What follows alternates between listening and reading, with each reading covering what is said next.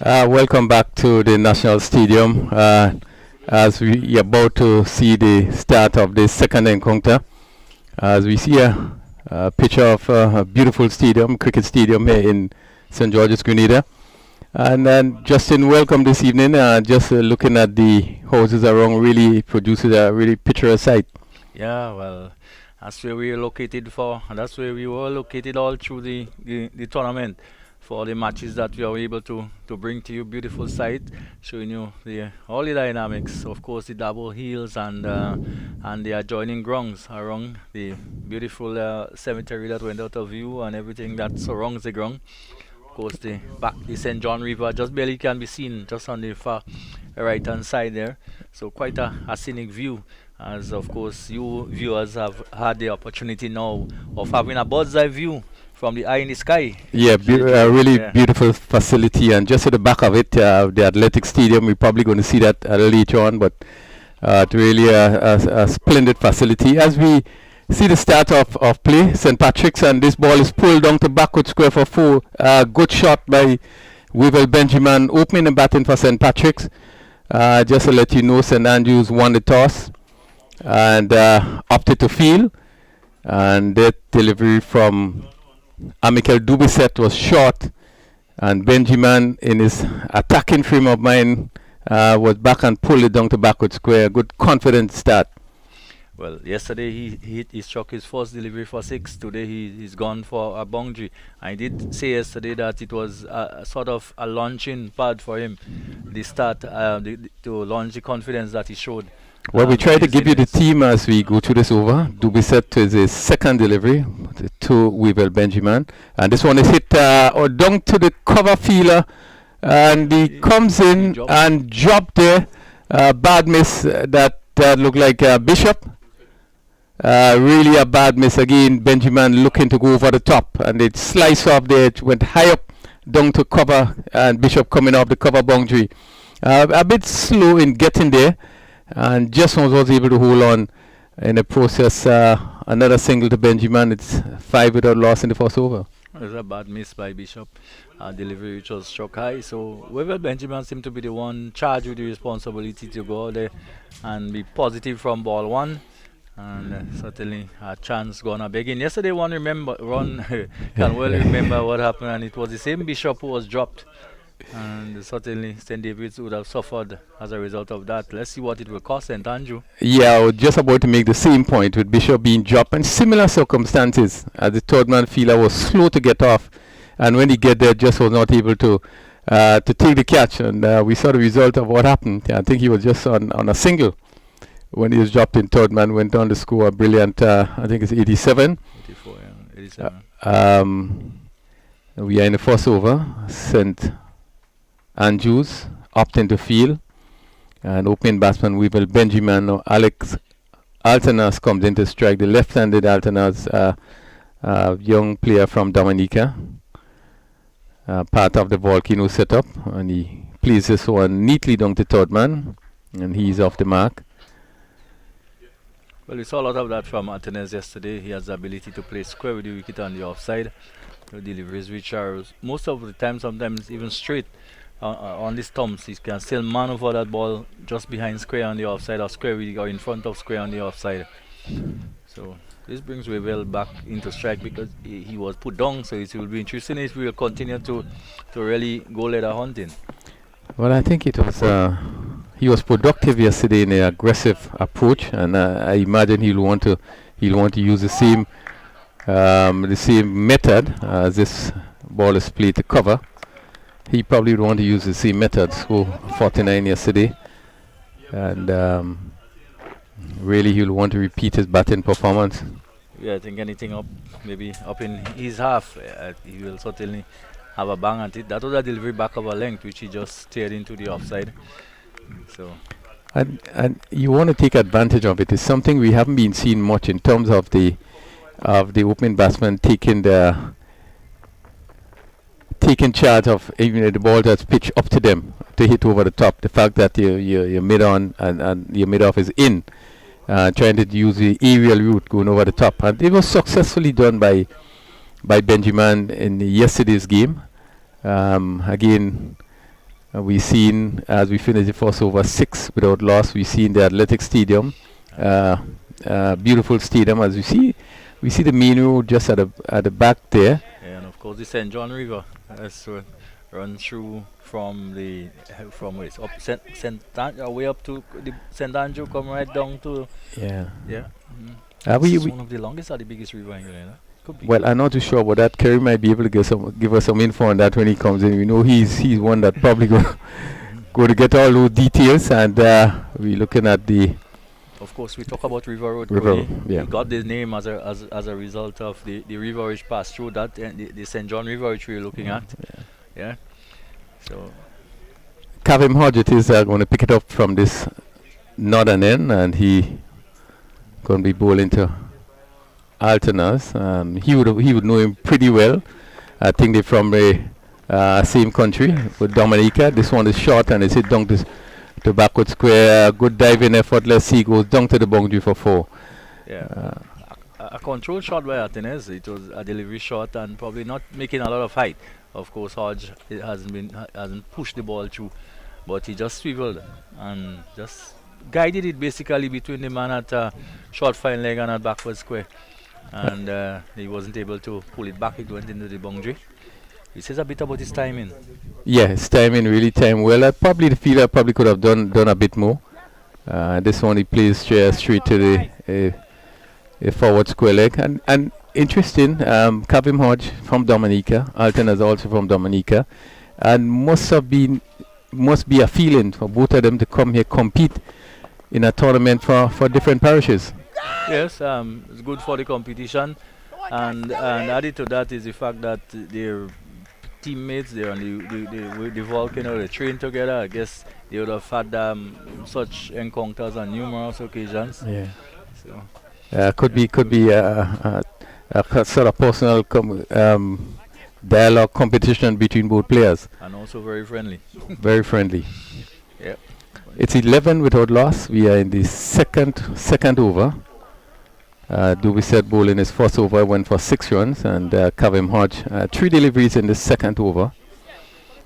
St. Patrick's was asked to take 4 strike, and just to let you know that we have good conditions. It's not the bright sunshine yet, but a very good condition where we left after the first game being cloudy, but now I think it's much brighter, and I think the fielders will be happy to be on the ground in this sort of condition. It's 11 without loss.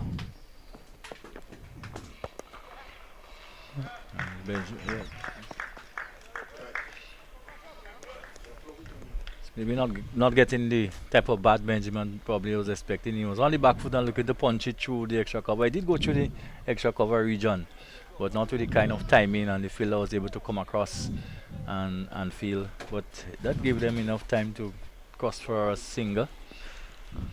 Yeah, he will be disappointed that he didn't do much more with that delivery. It was short and really asking to be hit. It was not able to get a time in, neither the placement.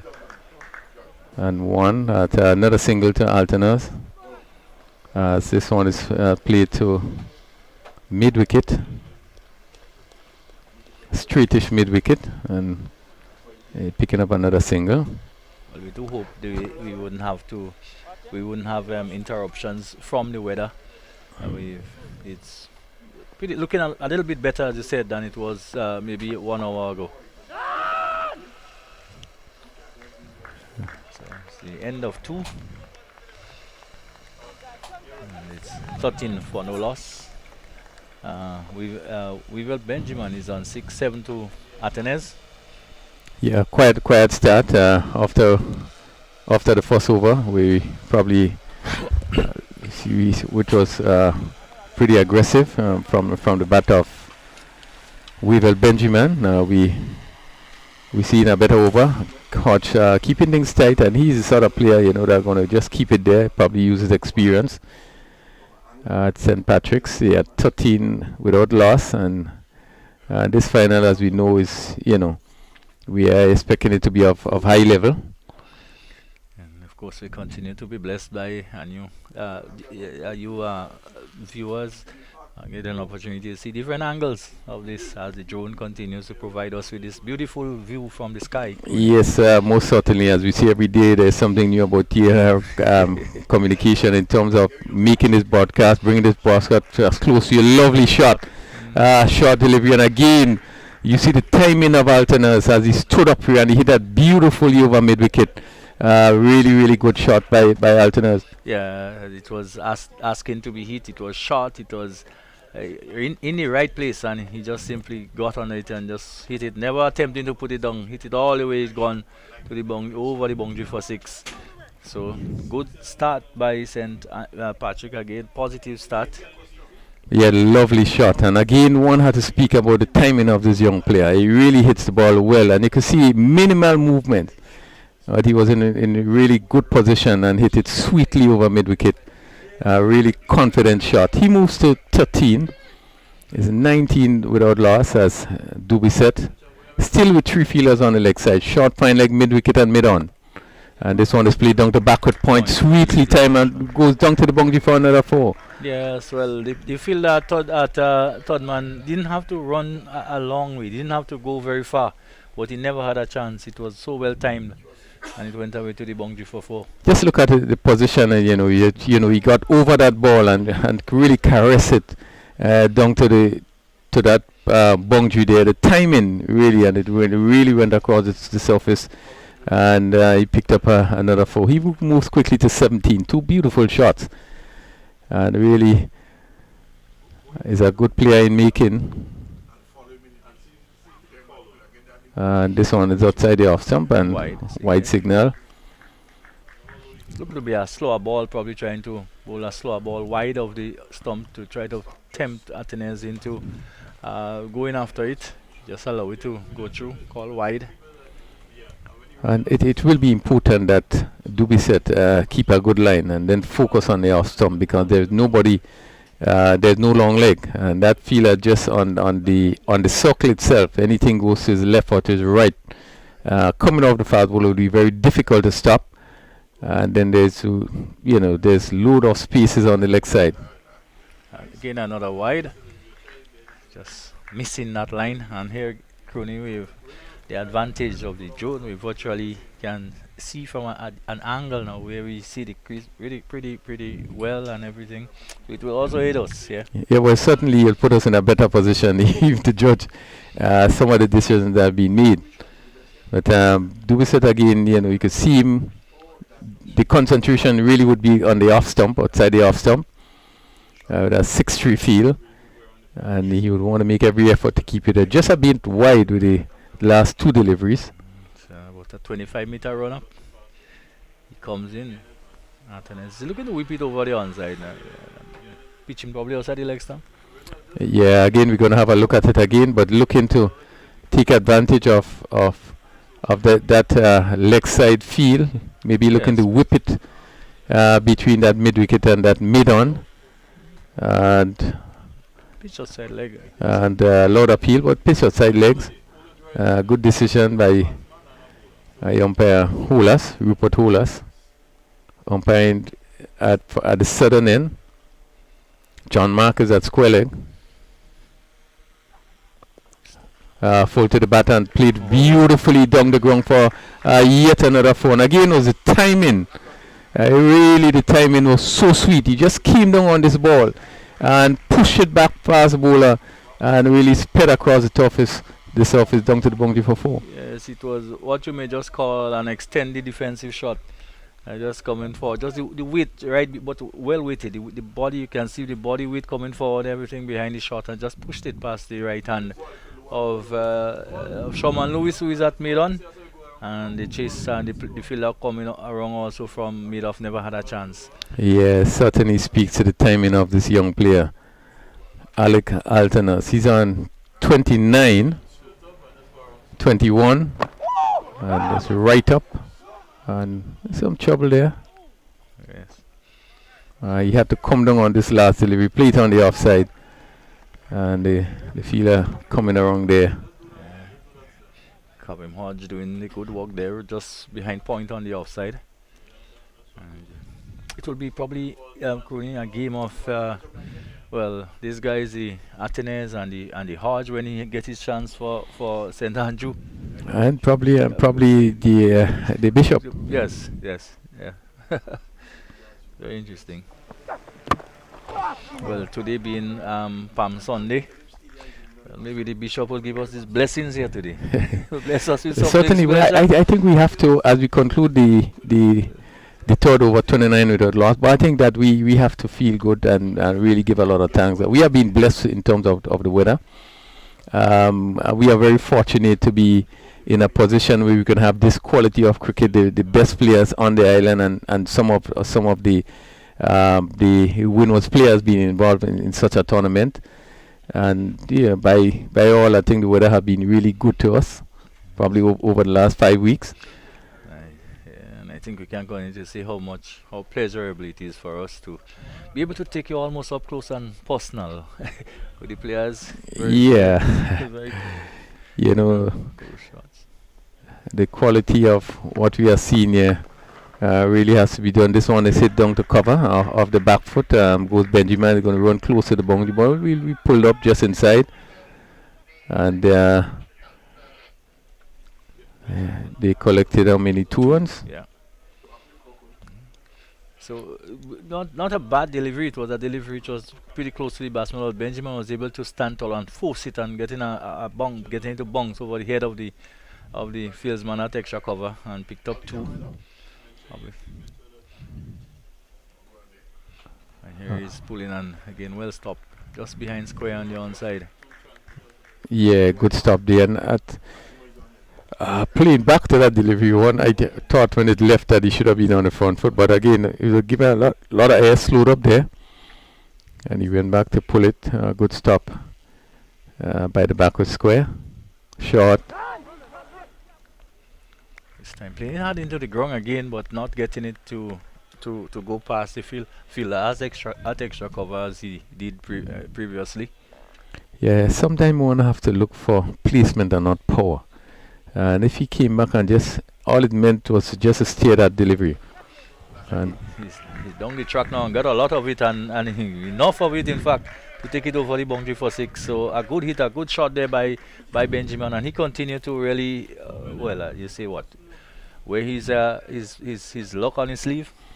yeah, good shot tossed up, and he came down the track and hit and went over long off. And again, taking the advantage still in the power play. There's nobody at long off. We're 2 fielders out, one is long on, and the deep mid wicket. Now we are seeing some adjustment. The mid wicket on the boundary comes into normal mid wicket, straightish, and then we see an extra cover goes back on the rope. So the 2 fielders out, long on, and cover on the boundary. Short outside the off stump and again punched powerfully down towards the field at deep extra cover. And there is a single again for Wavell Benjamin, but certainly a different Wavell Benjamin we've seen over the last 24 hours. Yeah, I think his inning yesterday would have given a lot of confidence the way he played, and he went out to the same vein. Was lucky to be dropped. Yes. Deep cover. And was lucky not to be dropped from the team, as he said. He was going through such a bad patch. He wasn't even expecting to play yesterday, as he said in the interview. Pushed down to long off. Another single. That completes the 3rd over, the 4th over. And it's 39 without loss. St. Patrick batting first. Well, it's a good start. Almost 10 and over. 39 without loss after 4. And certainly it's a similar pattern, and if we get a game like the 2 games we had yesterday, I think we will say that we couldn't wish for a better way for the season to end. At that rate, they probably should get somewhere around 50, 160. Yeah, what the start they have is just a matter of maintaining that start now, and I think they probably should be looking at around 180 based on what we are seeing. The pitch continues to play very well, and it's really easy for batting.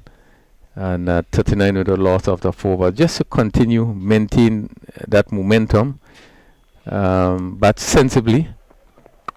A lovely shot again down to backward point. I love the beautiful shot again by Athanaze. Just short, and he just stood up and hit it sweetly down to backward point. A beautiful shot for 4. Yes, and he hit it with the full face of the bat. One can see the full face of the bat hitting that with just almost just slantly opening the face of the bat. And the fielder barely had 15 meters or 10 meters to move to his left and couldn't get there. Well, Sherman Lewis, who probably saying, well,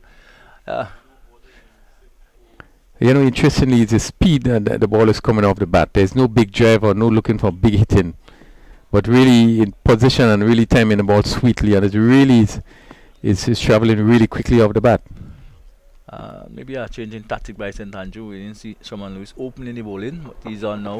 Oh, well, better still. And what a shot. Picked up on the up. We're going to look at that in the replay again. It was a really convincing shot. Let's see. Not a bad delivery. Pretty good length. You know, he just picked it up and hit it sweetly over long on for 6.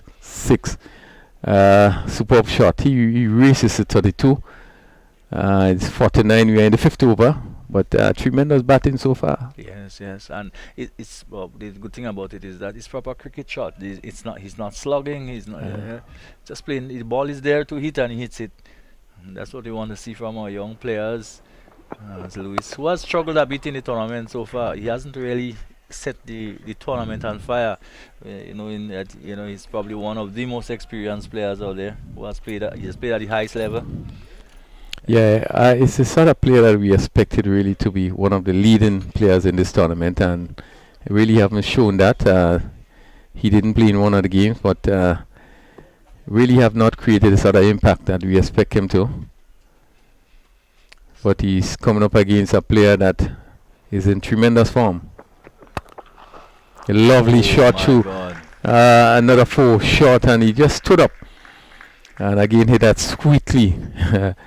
Between mid-wicket and long and went down to the boundary for 4. What a shot. Well, I see something like Devon Smith in that stroke. Look at it again. Devon Smith, you see something like Devon Smith. Maybe they've been in the net. He may have learned something from Smithy in the net. He's a similar type of stature. Yeah. Certainly a blazing start by St. Patrick. They are 53 without loss. We are in the 5th over. Athanaze on 36. And really in quick time, 17 deliveries, 5 4s and 2 6s. Really taking a liking to Sherman Lewis. No, the long one has been placed. He goes back. Let's see. Long one on the boundary, bit wide.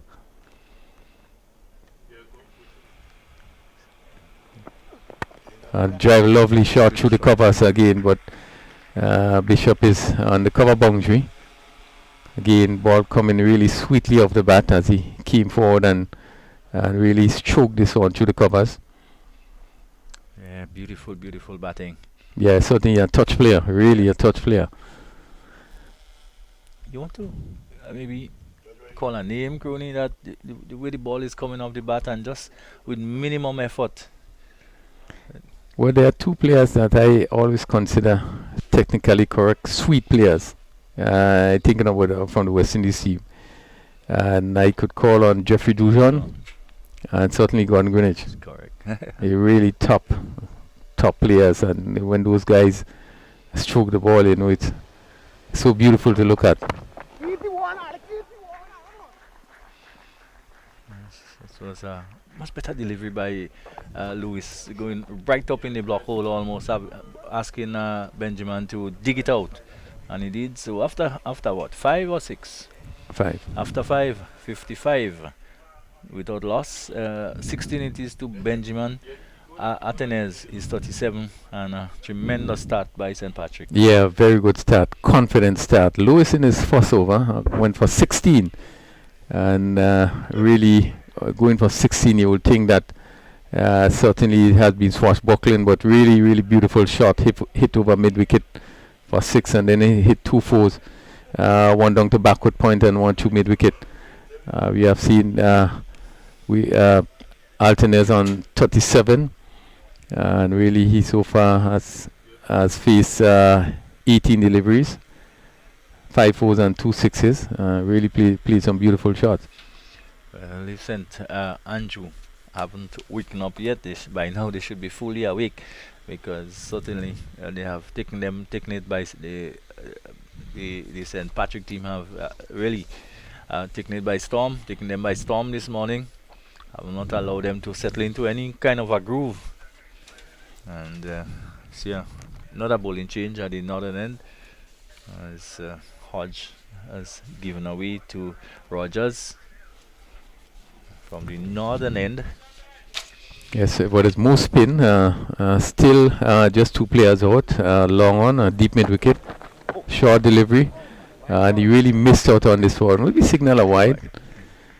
But really an opportunity, Benjamin, there to put this one away. Everything just can't go away. Most of everything has gone the St. Patrick way this morning.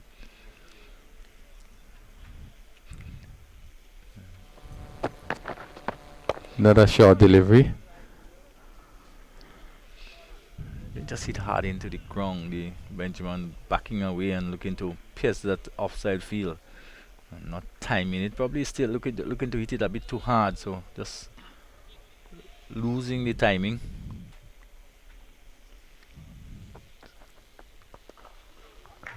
Smash down towards mid-off. Hit too hard to get a single. The fieldsman diving away to his left couldn't quite stop it. May have gotten a hand to it, and it just went down to the fielder at mid-off, and there was no run. So one of the few times we've seen the ball come off the bat and there wasn't a run scored.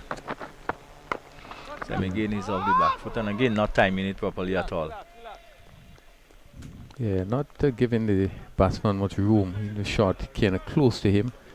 Benjamin looking to hit through the offside. If he could beat the offside, you'd be able to get it down to the boundary. But have to time it well.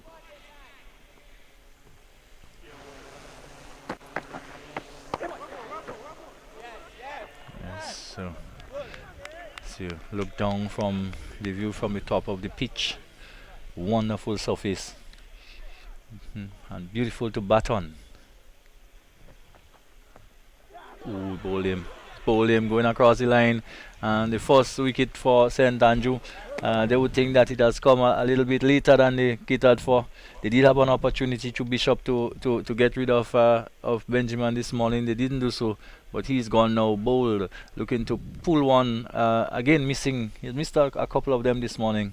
Yes, certainly short. One expected that he probably would have been able to put bat onto this one. Not as short as he expected. But he did get a few short deliveries in that over and was not able to make use of it. Looking to pull and this one went through him. And St. Andrews picking up their first wicket. Weaver Benjamin was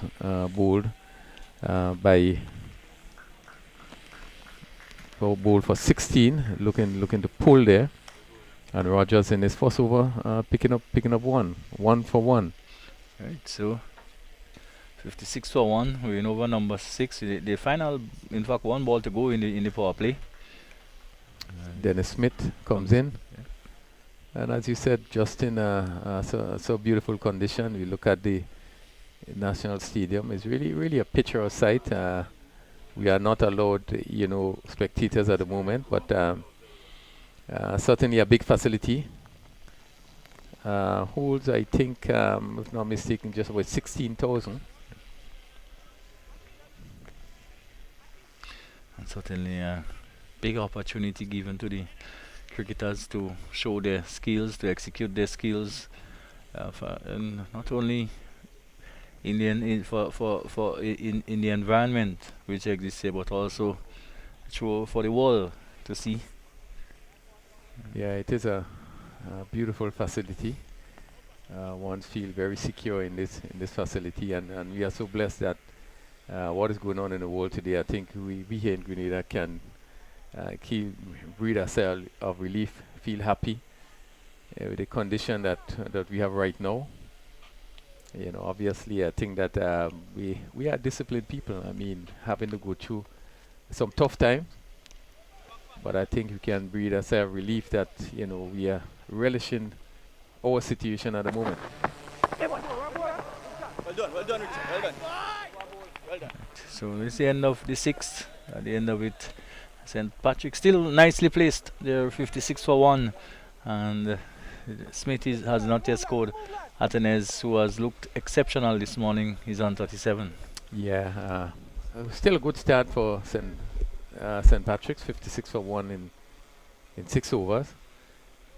We have seen a difference with the spin coming on. Rogers keeping things a little bit tight. In that over, he only went for 1 and being able to pick up the first wicket. Yes. So it would not be Lewis to continue. He went for what? About 16 in his first over. In fact, it would be Daniel McDonald to continue. He to bowl from the southern end. So Lewis didn't start well. Yeah, but I must say not all the deliveries are bad deliveries. I think Correct. it's a really good batting by Athanaze because he bowled a few good deliveries that really were put away. So again, it shows you that, you know, with pace on the ball with the fast bowlers, it's much easier to score. We are seeing that the team that have spin, that banking on a lot of spin, just seem to be creating more and more problems. We had a first spin from Rogers from this northern end, just going for 1. And McDonald will fancy his chances coming up against Athanaze. Now they are able to push the fielders back, so there's quite a ring of fielders on the boundary. Mid wicket on the boundary, long on the boundary, long off. Cover on the boundary, and even down a big backward point. So there are 5 fielders out. A lot of space on the leg side. Yes. There's another extra has gone out to what? 4, 57 for 1. This one of the problems that has plagued some of the teams, the extras. So a single for Athanaze, probably not quite getting the timing on this one. Maybe the ball probably may have left him, probably just got a little too far away from it and had to fetch it in the end. Yeah, it actually stayed down a bit. So, you know, he was kind of early into the shot and really kind of pull it around. And the fielder Bishop at mid wicket having to run.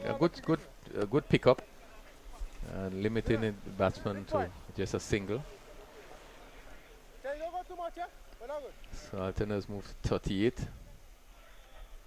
Really have been a splendid inning so far. So, the right-handed Dennis Smith. This one hit down to backward point. Good shot. Short outside the off stump, and he gave it a full treatment, picking that gap between the backward point and the cover on the boundary, and being able to pick up another boundary. Yes, a good shot. It was short. It was outside the off stump. We can't say it was the best delivery, and given the treatment, Bishop and McDonald down there just didn't have a chance of cutting that off. So yeah, just splitting the 2 fielders on the boundary. Pretty close. Backward point on the boundary and the cover squarish, so there's not much room there. And he was able to pick the gap. So Daniel McDonald, 62 for 1. And they will continue to go at a healthy rate, and it's a slight inquiry. Smith looking to maybe just play it somewhere down behind square, somewhere down towards third man. Yeah, look at it, steered fine. Made no contact.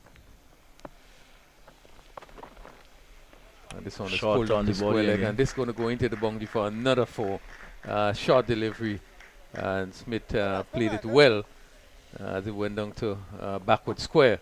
The fielder feeling just a short, fine leg, and then there was a mid wicket on the boundary, had no chance. Well, we saw earlier Benjamin would have missed out on a couple similar type deliveries, and this time Smith being put away by Smith, probably a bit more accomplished.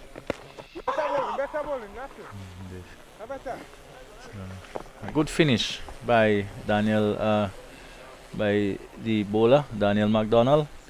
And it's important, even if you're struck for a boundary or 2 in and over, that you finish strongly. He did that, and it left the score on 66 for 1. after 7. Yeah, still a good start. Good start by St. Patrick's. As we another overhead view of the facility. Yeah, it's a square that has 5 pitches. This facility was built for the World Cup in 2007. A lot of work have been done here. Certainly a lot of work, and the surface also have been relayed. So it's actually sand based.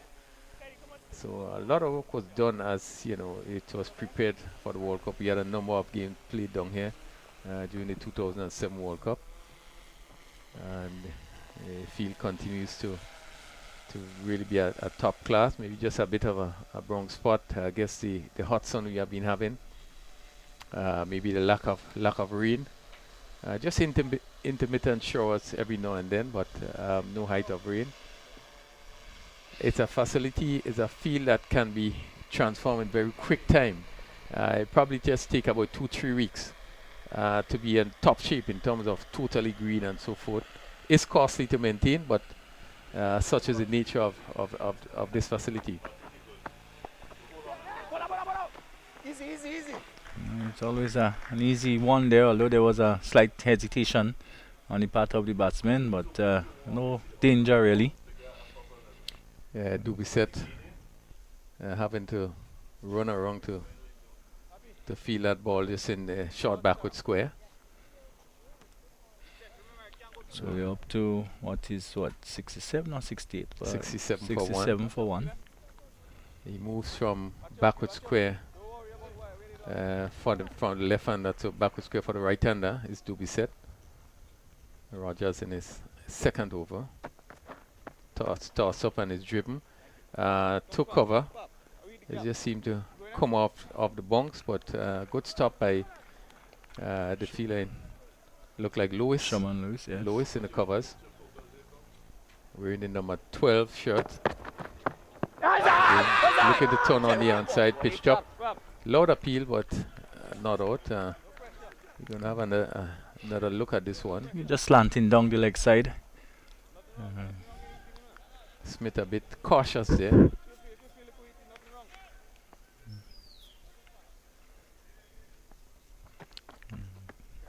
This time outside the off stump, and I'll appeal for caught behind.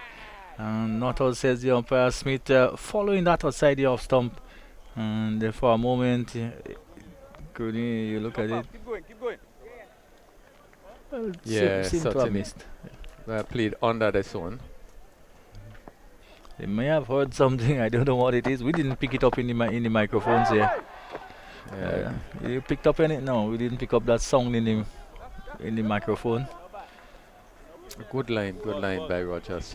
Just keeping it simple line, and as the captain said, they just go out and try to play basic cricket, and he's again on a good line, just keeping it simple. And Smith could do no more than just push forward as he concluded second over, 2 overs, no maidens, 2 runs, 1 wicket.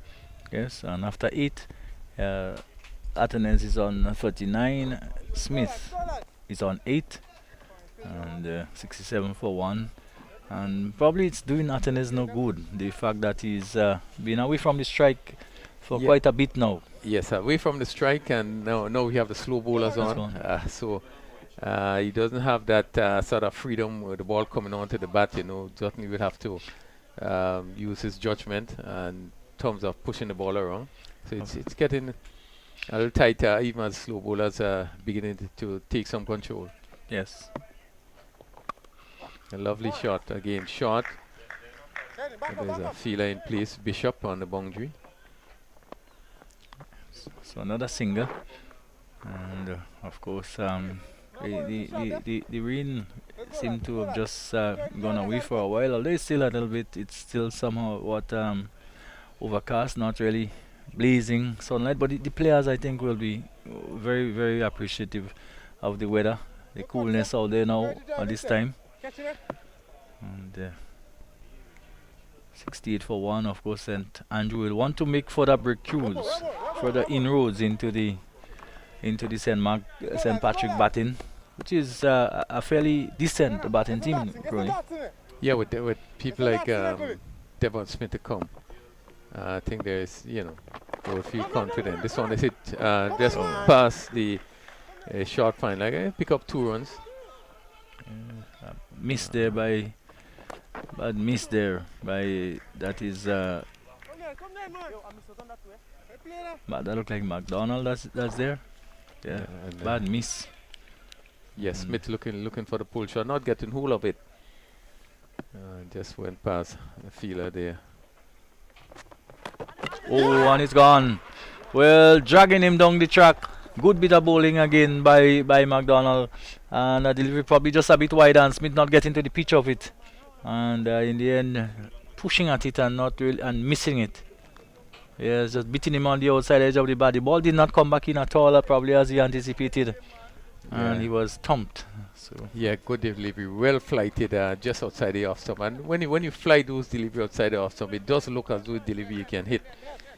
Smith came down the track and looking to push it on the offside, and really missed as it went straight on with the arm. It didn't really turn much.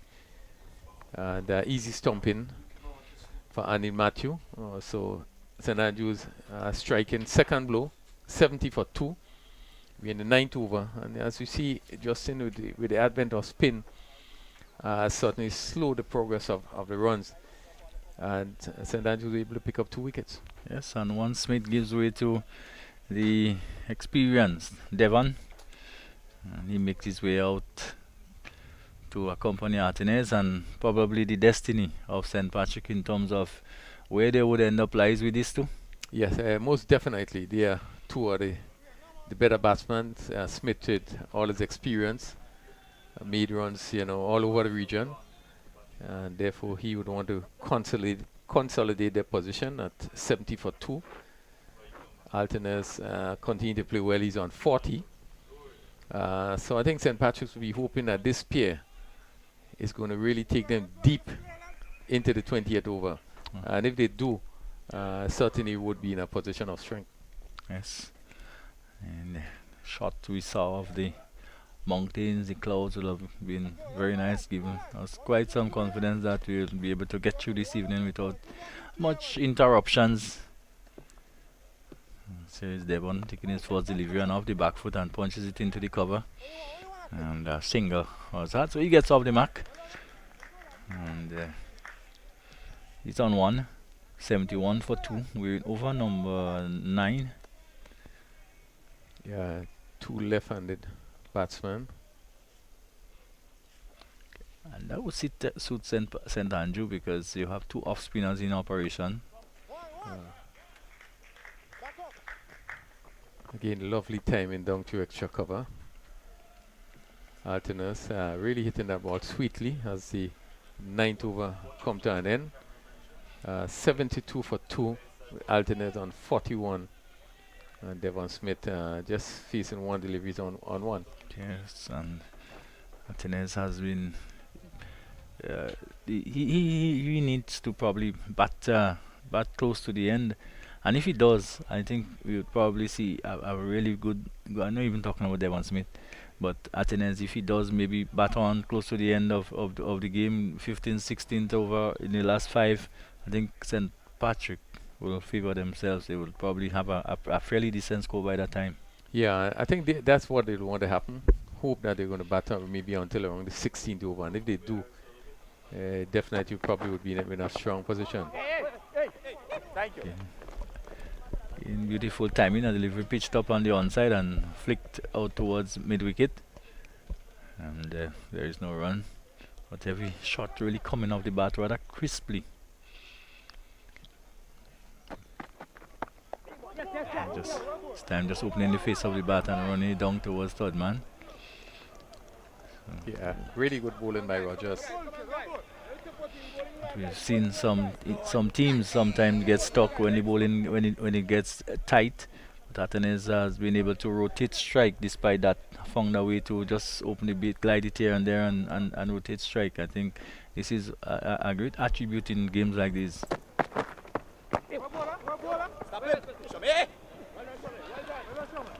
And we see This scoring rate going up to 7.68. Yeah, able to pull it back, but again, that's what wickets can do. They have lost 2 wickets in the last what, 5 or so, less than 5 overs.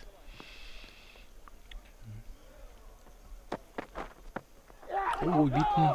Well, look at that again. Beaten badly there, Smith. Probably. Beautiful delivery. It'd be interesting to see what happens there as he was on the front foot. As we look at it here. Oh, certainly beat bad, very close to the off stump.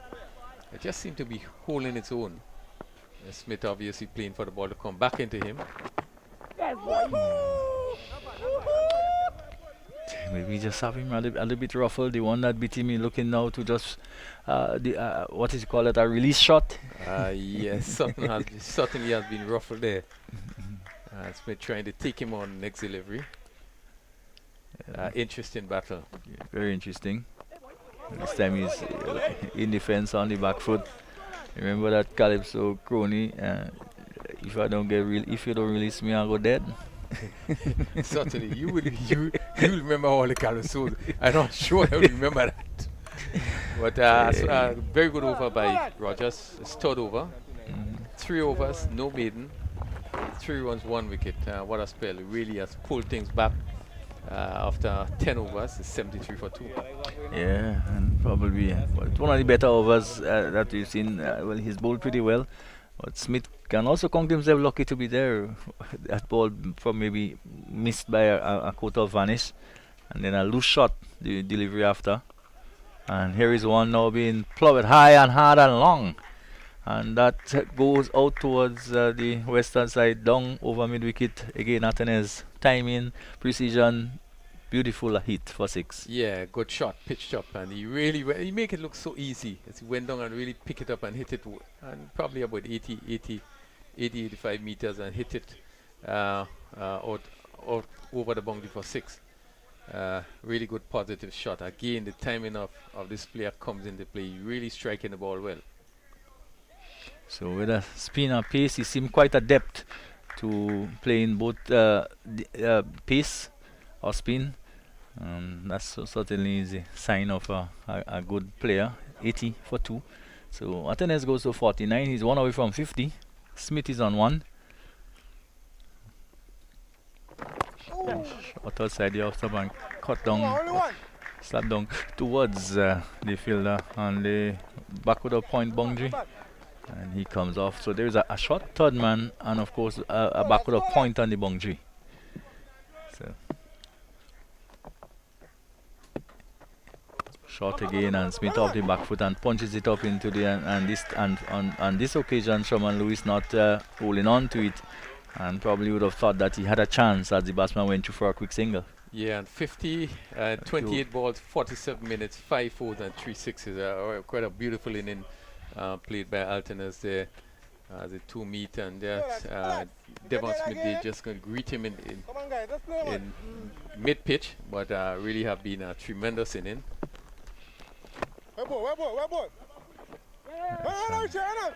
Can't quite stop the single.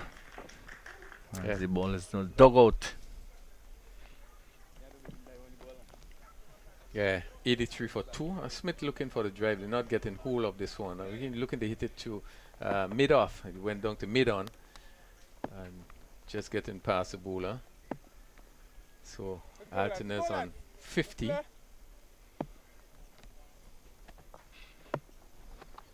Down the track and hit beautifully over long off for 6. What a shot. Yes. Real sweet movement of the feet. Just came down the track, and you could see in full control as he came down the track. Not to do anything different. But just hit through the line and hit it over extra cover. As we look at him here, beautiful shot. Yes, just opening up and give himself room. And yet another 6. Takes the score to 89. After 11 overs, back up to just over 8 runs, 8.9 runs per over, and he continues to bat beautifully and takes the score on to 56. Yes, and really, and in all of that, he hasn't lost his form. We haven't seen him lose his shape at all in his stroke play this morning. Head still right over the ball and timing perfectly. Bishop for the fielder down there maybe thought for a moment that he probably had a chance, but no way. It went cleanly out for 6. So it will be Rogers again and driven by Smith. Lovely shot through extra cover, and that's classic Devon Smith. Yeah, lovely shot. This one was pitch up, and I really give it the full treatment. And we know that his strength in terms of driving, but he really hit that one sweetly, and even past that shot, extra cover. And even though the fielder wasn't far from it, long off wide, but really hadn't a chance. One of the few bad balls that we saw from Rogers so far. Over pitch, but again you have to put it away. It's a short, and this one is down. pulled. Will be a bit disappointed that he didn't really put this one away. That it went down to the fielder on the mid-wicket boundary. Oh. And O'Geese on the boundary there, picked up a single. This one is pitched up and stroke. One dinner, one is one. Down to long off. George comes off the long off boundary. It's 95 for 2. We are in the 12 over.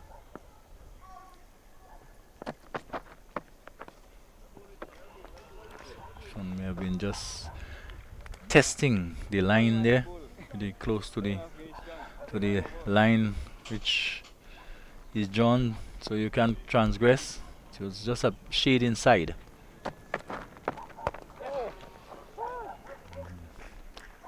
Low full toss, which probably Devon Smith maybe if he was there probably for a little bit longer may have been able to dispatch. Yeah, I think he a little disappointed. Probably felt he could have done a lot more with that full toss. There's a big gap between long on and the mid wicket, and probably should have been looking to bisect, pick that gap. Hey, thank you. Oh, giving it away almost in the end. So Athanaze looking to hit it square, and in the end hitting it in the air, and a simple catch there. It's certainly good, really have been good bowling.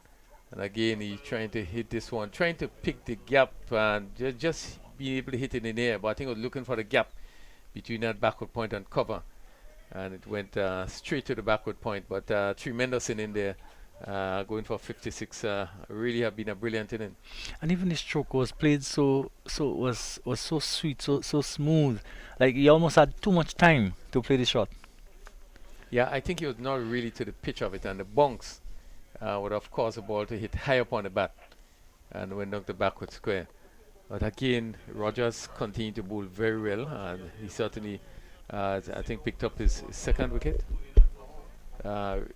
He's in his 4th over, and so far 2 for 10. Really bowled well, and really he had pulled it back. Again, Justin, we've seen that with the advent of the spin bowling, really would have just turned back things.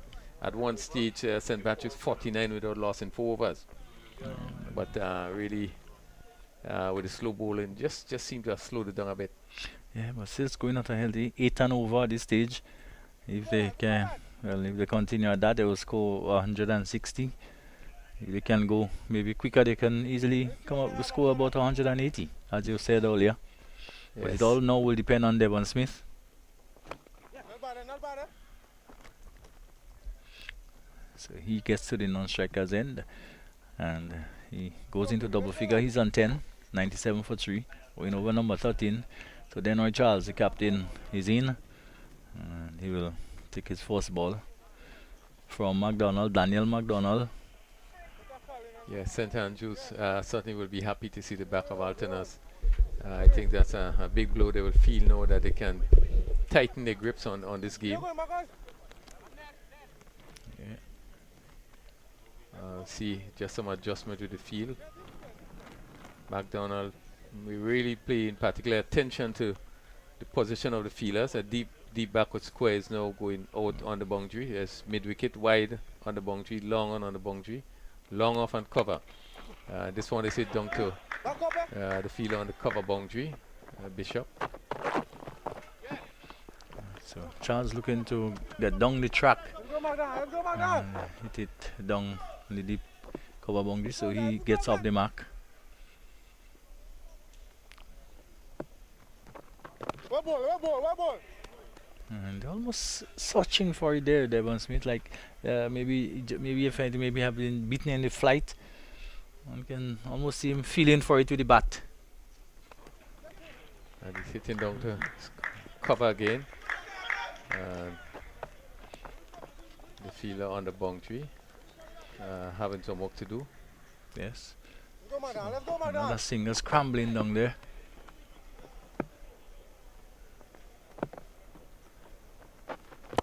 Nothing. Turned away on the onside by Charles. Can't score.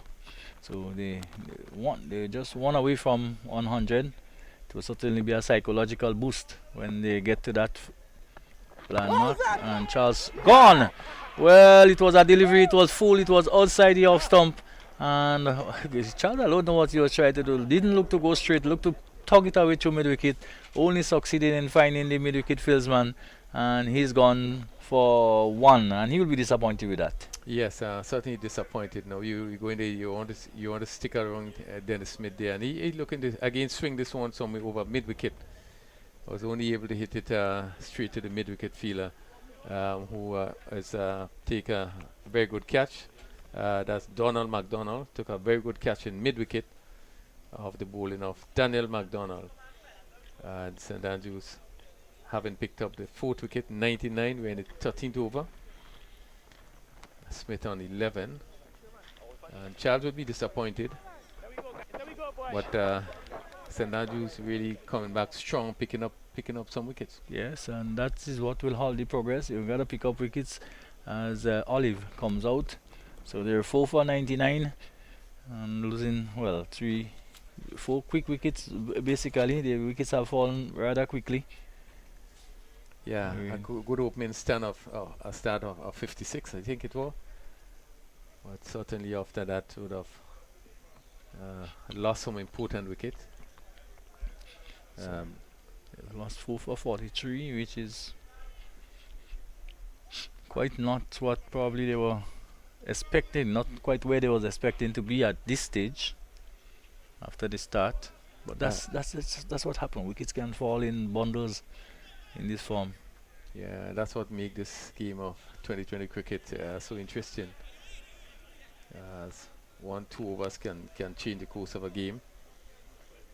Well, we've seen George, Dina George going to pick it up from this northern end. Devon Smith on 11. Good face. And here this one is hit down to good shot. Just hit down, pitched up. And hit over wide long on for 6. Again in the slot. I think it was the right way to go. And he didn't try to swing too much across, but with the tide, hit it over wide long on for 6. Well, the thing is, a lot of airtime the ball had, maybe not timing it as well as he wanted. It went pretty high, but it had enough to take it over the boundary, and that's all that mattered. So I was about to say it was the battles of the 11. It was George, who wears number 11 on his back, against Devon Smith, who was on 11. But he has quickly made separation between them. He's changed. He's now coming around the wicket. Left-handed Dana George coming around the wicket.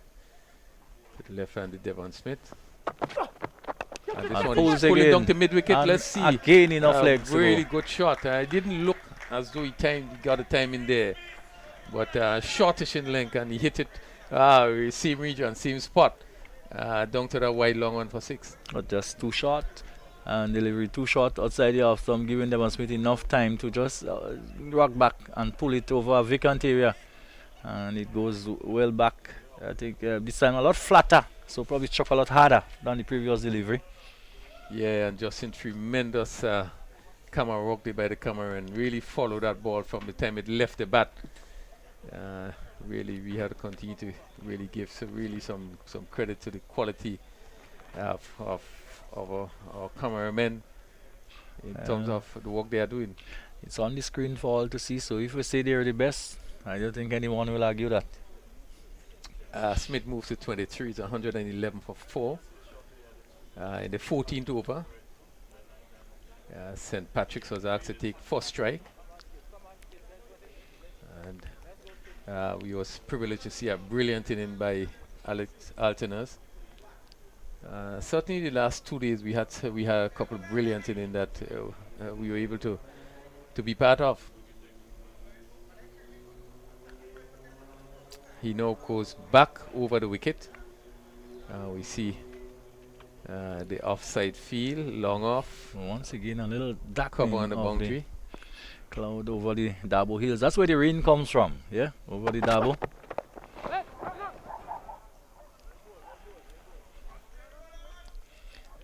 Yeah, push the backward point by Smith. Smith wearing the number 12 shirt. Really have been really prolific for the Windwards. Yeah.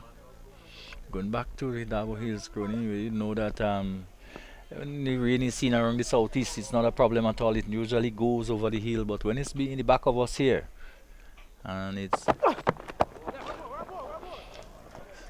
another single for Smith. So whenever I see that cloud banking up over the Dabo Hills in the back of us, Crony, we probably are pretty sure that at some point there would be some kind of interruption. We hope it wouldn't happen, but it does look a bit ominous back there. So Smith is on 24. Olive has not yet scored. We're in over number 14, 112 for 4. So the match interestingly poised. So once again, looking over the hills, one can see just some pretty dark clouds. I mean, amidst the lighter clouds. And Olive checks it into the onside and goes through and gets a single. So he's off the mark. He's on 124 to Smith. He comes back into strike. 113. The unlucky 113. 1487, 111. The Nelsons, whatever they are. Yeah, I think 113 is Australia. Australia, yes. 111 is England. England, yes. The Nelsons. And good old umpire Shepherd, if you remember him, would be hopping and skipping all over the place.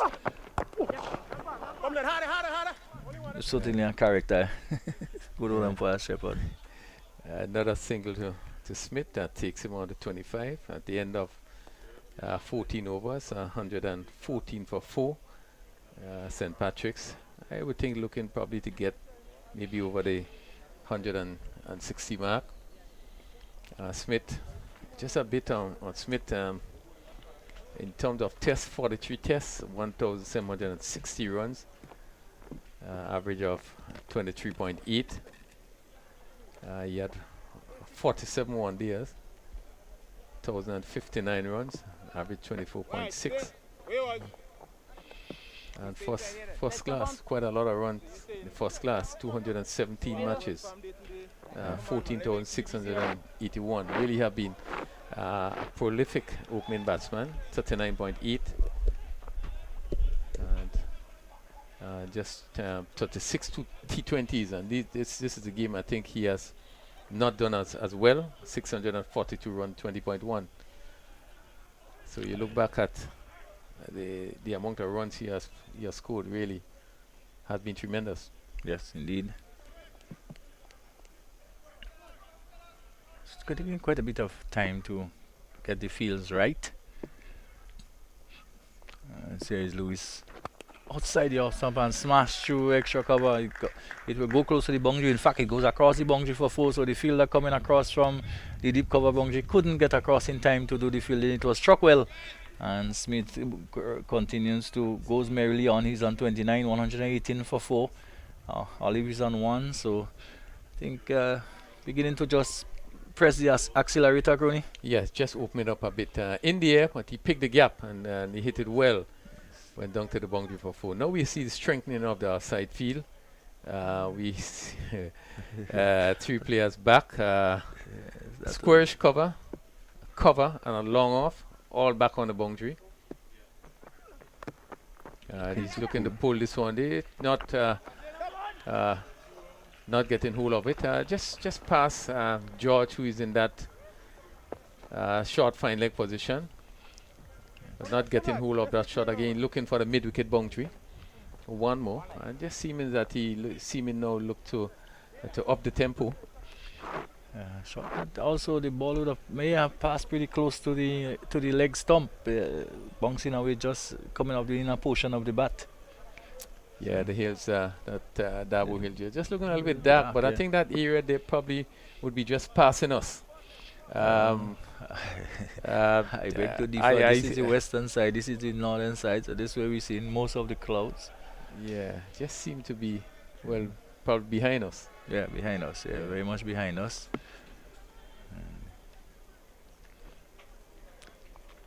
It's 119 for 4 into the 15th over. Devon Smith on 30, John Oliver on 1, into strike as Lewis comes around the wicket. And this one is played. It's a short third, man. Slow the delivery by Lewis. I think well read by Olive. As we're looking for the expansive drive, had to adjust and push it down to that short third man for 1. He score moves to 2. Lewis will have certainly learned from the experience this morning where Athanaze was able to use pace and now beginning to just take pace off the ball, which is what is needed, what is necessary, and what is really working in the shorter form of the game these days. Yeah, it's so necessary that you have to use real variation in a shorter version of the game. We are seeing a West Indian bowler captain in Pollock really been doing that very well, using the slower deliveries, you know, pitching it wide, slow ones, batsmen playing too early. Maybe that had not been used too much in this tournament. We haven't seen it used much in this tournament. But again, it goes down to experience and having a good understanding of the game. This is down to the extra cover boundary for another single to Smith. Very interesting field set, Crony. Yeah, I think the field is properly set, particularly on the offside, and the bowler is aiming to bring the ball right up.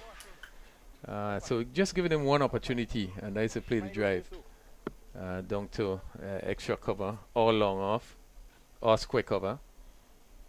So it's a good ploy. Let's just back one side and bowl to that side of the wickets. We haven't been seeing too much of that, which is so necessary. Good field placement by St. Andrews. There is a delivery again, not time, but to get on the bounce to get it over the hands of Lewis, and it goes bouncing away down towards long on. Picks up another single to Olive. Olive is on 3. Smith is on 41. He comes at the end of the what is over number 15. So 5 to go. 122 for 4, and a projection, Tony. I still think they will be hoping to get to 160. We have 5 overs to go to 122, and they certainly will want to get over 150. Will be a little disappointed if it doesn't get up to 160. 38 and 5 overs, I think is highly possible. Just 4 wickets down, so they would really try to push on the score. But have been a good over by Lewis. He has bowled 2 overs for 24. Really, that have been a better over. How much the eventual total will depend on Devon Smith. Well, it's left to be seen. George, where's this one gone? Down to cover on the boundary for 1.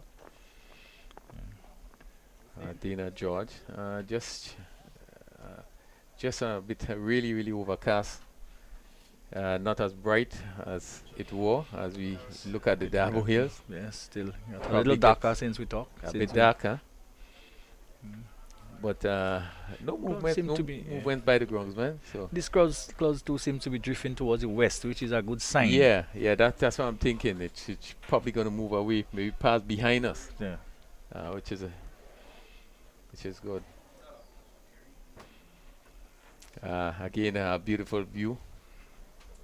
Cameramen really following every aspect of this game. Facility every space. Are we able to pick up our listeners or viewers who have a good idea of really what is happening at the National Stadium here in Grenada? Of course,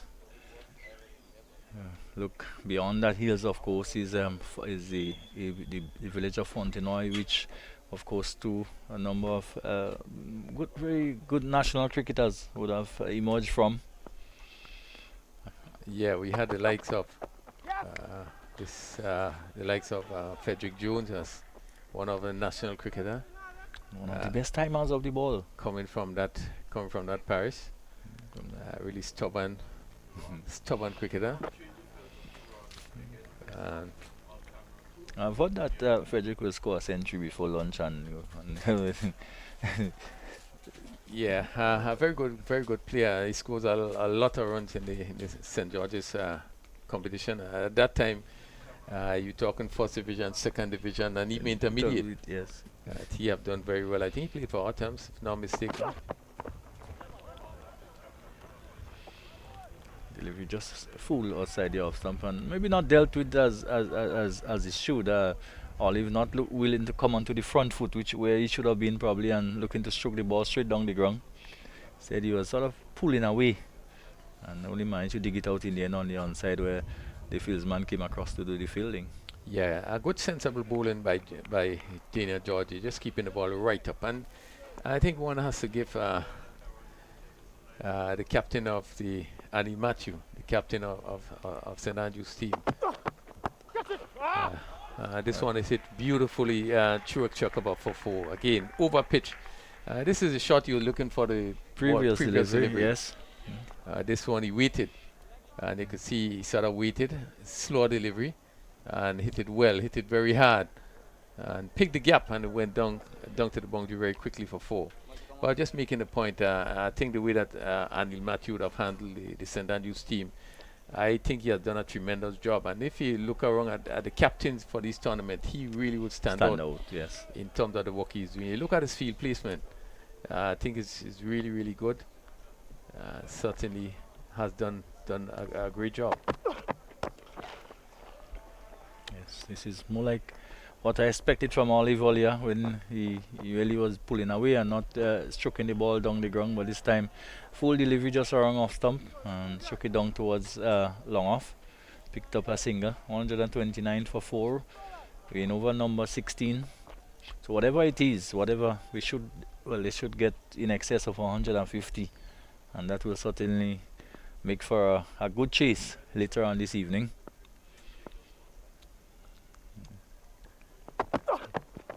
Oh, beautiful. Just waited on it and just opened the face of the bat and almost taking it off the glove of the wicketkeeper, Devon Smith, and some really what you call deft touch by Smith there. Yeah, good shot. He waited really and steered it really fine.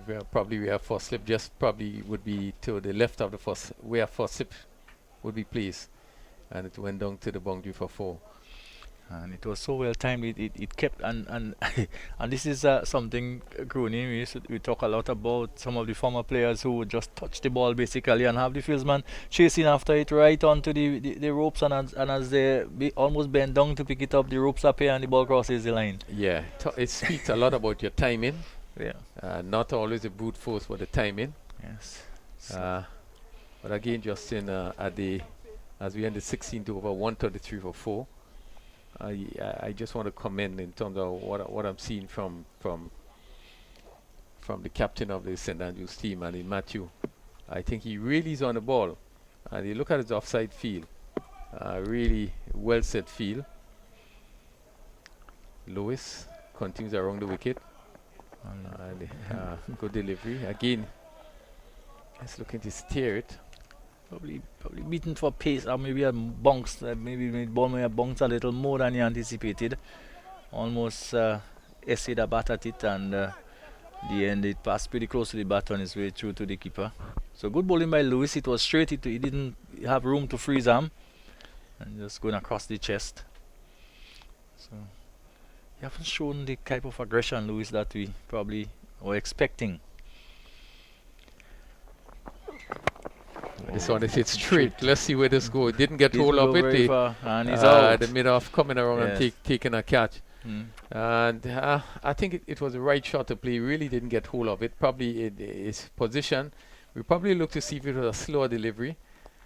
But he was looking to hit straight, which was good. Yeah, slower delivery. Yeah, just the back of the arm and Slower delivery. Yeah. didn't quite get hold of it. And went high in the air, and the fielder came across and took a relatively good catch in the end. As it went high, when those balls go that high, sometimes it looks simple, but well, not much of a breeze to have it swollen around at the moment, but it still has to be taken. It's 133 for 5, and yeah, in the 17th over. And Sherman Lewis coming back there, picking up a wicket.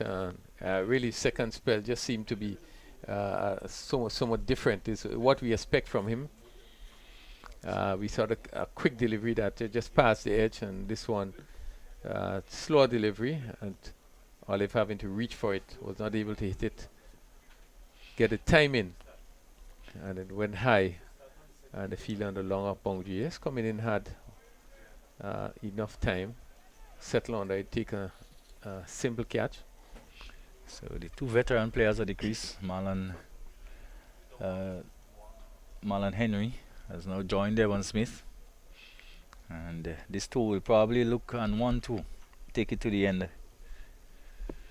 5 wickets down, 133. There is Lewis. Oh, and Smith is goes hitting this with one. You pitched up and over backward square for 6. It'll be interesting to see this shot there. Seemingly pitch around. We'll have a look at it. Probably somewhere around middle and leg. And he really pick it up really sweetly. Well, you have to blame the bowler for this. It was not the kind of line the captain, I'm sure, would have wanted him to bowl. Like maybe just about off stump. Look, he has to be a little bit wider than that to force Smith to go towards the offside, where there is, 6 players on the offside. Yeah, what's not a bad delivery. I think the line, as you said, I think was off. It was a delivery probably pitching around middle and leg and coming in to the batsman. The length wasn't bad. I think he picked it up, on the volley. I still believe with the field that is set, he need to be a little bit full and a little bit maybe wider than that. You can't bowl on the stump at all. Yeah. Yeah. It was a good shot. Well, that's what he's trying to do now. This is what he should have been aiming to do. As I said, that the field is placed for that, is set for that. And even if sometimes you bowl wide, it's probably more acceptable than drifting onto the stumps or onto the pad or the leg of the batsman and having them be able to, because there would be a lot of space out on the onside with the 6 men on the offside. So Devon Smith, 42, 26 deliveries, 3 4s and 3 6s. And he's looking to clip this one down to square leg. Well, this is probably a better length, just back of a length, and not high enough for Devon to think, just in that awkward area, awkward height for him, and looking to tuck it through the onside again and not making contact. So we have 3 more overs after this one. We're in the 17th over, 140. So definitely you should get over 160. Which will take some getting. Slow ball it seems, and Smith having to wait for it, and in the end probably just coming off what is the maybe the glove, a combination of glove, a bat and glove, and dropping away on the offside. But he gets a single, take him on to 43, 141 for 5. Marlon Henry, who is not yet faced and will not be facing for this, in fact will be facing his first delivery now, in fact, from Lewis.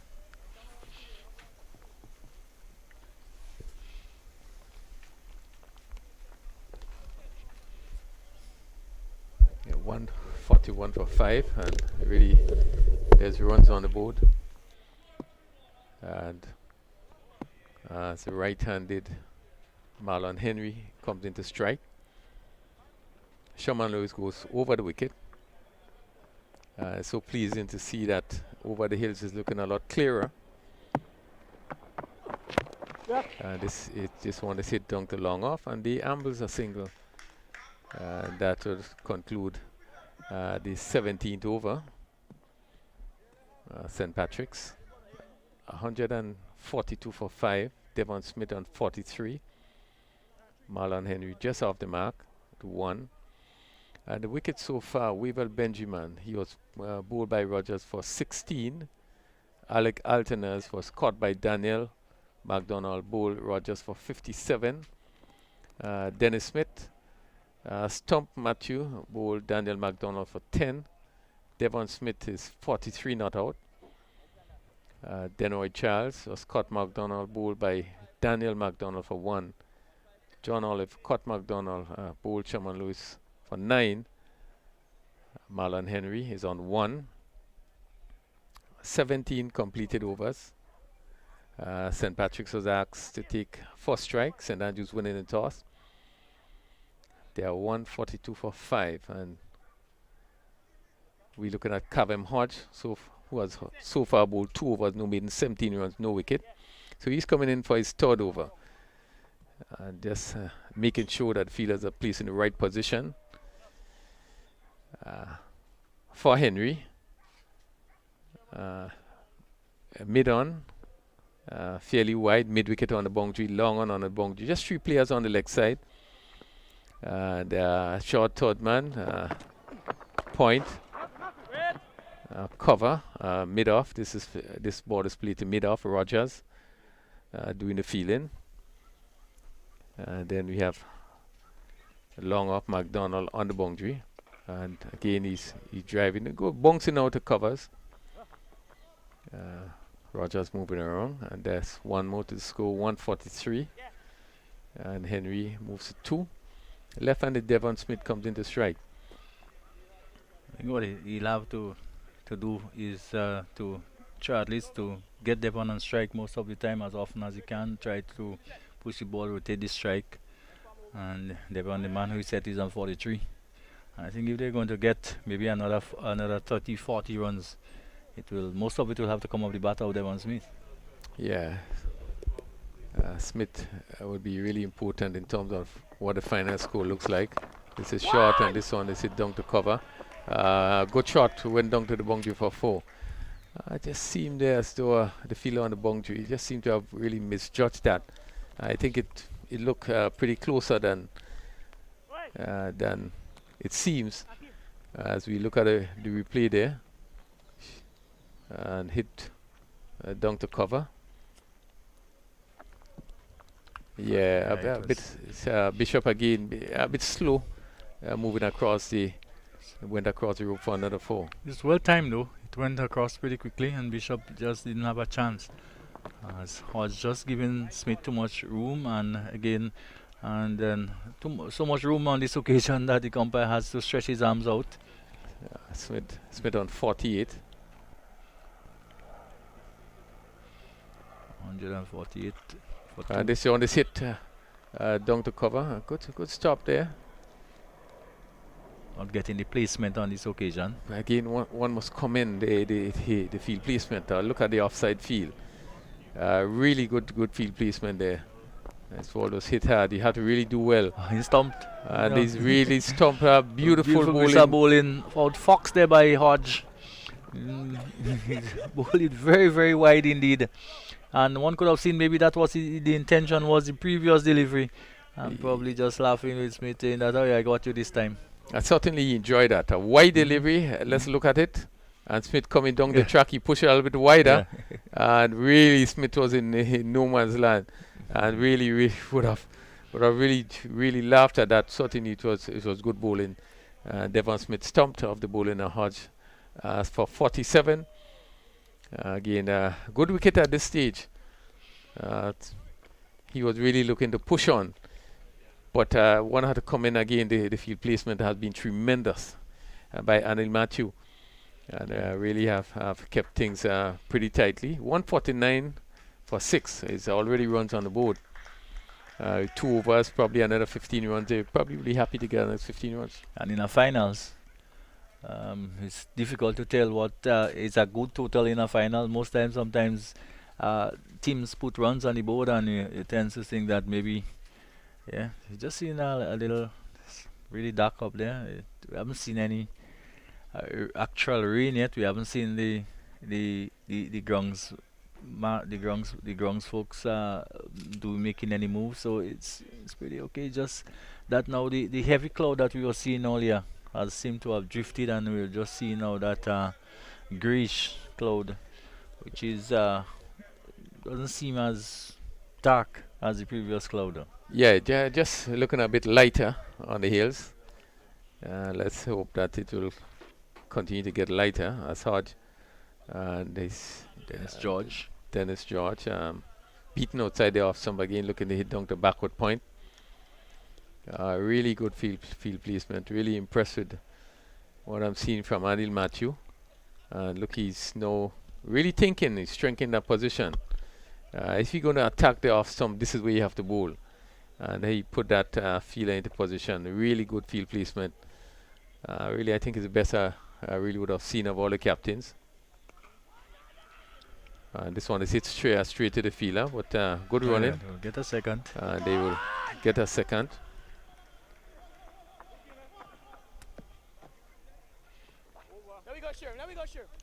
So 150 has come up. 151 for 6. And any total, Crony, I think above 150 in a 2020 game, you will have to think that the batting team has a chance. Yeah, 115 minute 83 deliveries. I think it's really been good going for St. Patrick's, having to get up to 150 with still 2 overs remaining. They would want to push on, probably add an next 15 for the next 2 overs, but having lost important wicket of Devon Smith, St. Andrews just feel that really they can keep it tight for the next 2 overs. As we looking at Sherman Lewis, he's going to complete his spell in his 4th over. So far 1 for 33. They go bowling to Marlon Henry.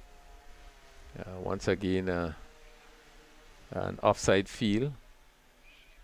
2 fielders, 3 fielders on the boundary, long off, cover, and interesting position, a point on the boundary. Now the cover, yes, going to cover. And he's driving again, and this one to go down to the boundary for a good shot. Yeah. And he beat that shot, third man. And the point boundary, and there was a bit square. And he was able to pick up that boundary there. Good shot by Henry. Yes, not looking to hit it too hard, just waiting on the delivery, opening the face of the bat enough to get it in the gap and away from the George, who had to chase away to the boundary but couldn't pull it back. It was timed well enough to go for 4, so 155 for 6. So. And as you said, Justin, he didn't look to hit it too hard. He just timed it. Now we see that backward point is placed finer. And Henry kind of using his feet there, looking to, I think, get over that cover fielder. So there is a gap between long off and the cover fielder. If you could clear the cover, big gap there to get to the boundary. One could have heard him grunting, probably saying if he had stayed his ground, probably he may have stood a better chance of executing the shot. Yeah, good adjustment in the field placing. Backward point going finer. Again, he's looking to swing and not taken cleanly by Matthew. Again, the ball just seemed to be staying down and dropping short. But he has done a pretty good job behind the wicket.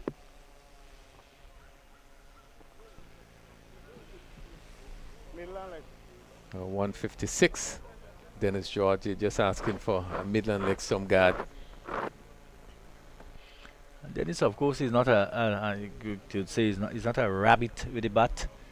He has scored important runs in his career so far.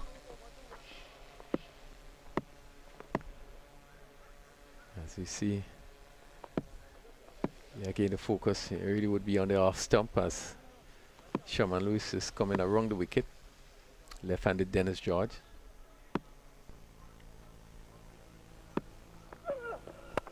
And this one he hit down to backward point, not timing, and he could be in trouble here now. Run out. And yes. he's run out. But Marlon should have gone. They could have crossed for a single, I think, Rooney. I think it was really Marlon's fault. Well, Marlon wasn't going from the start, and George insisted that there should have been a single, which I don't know.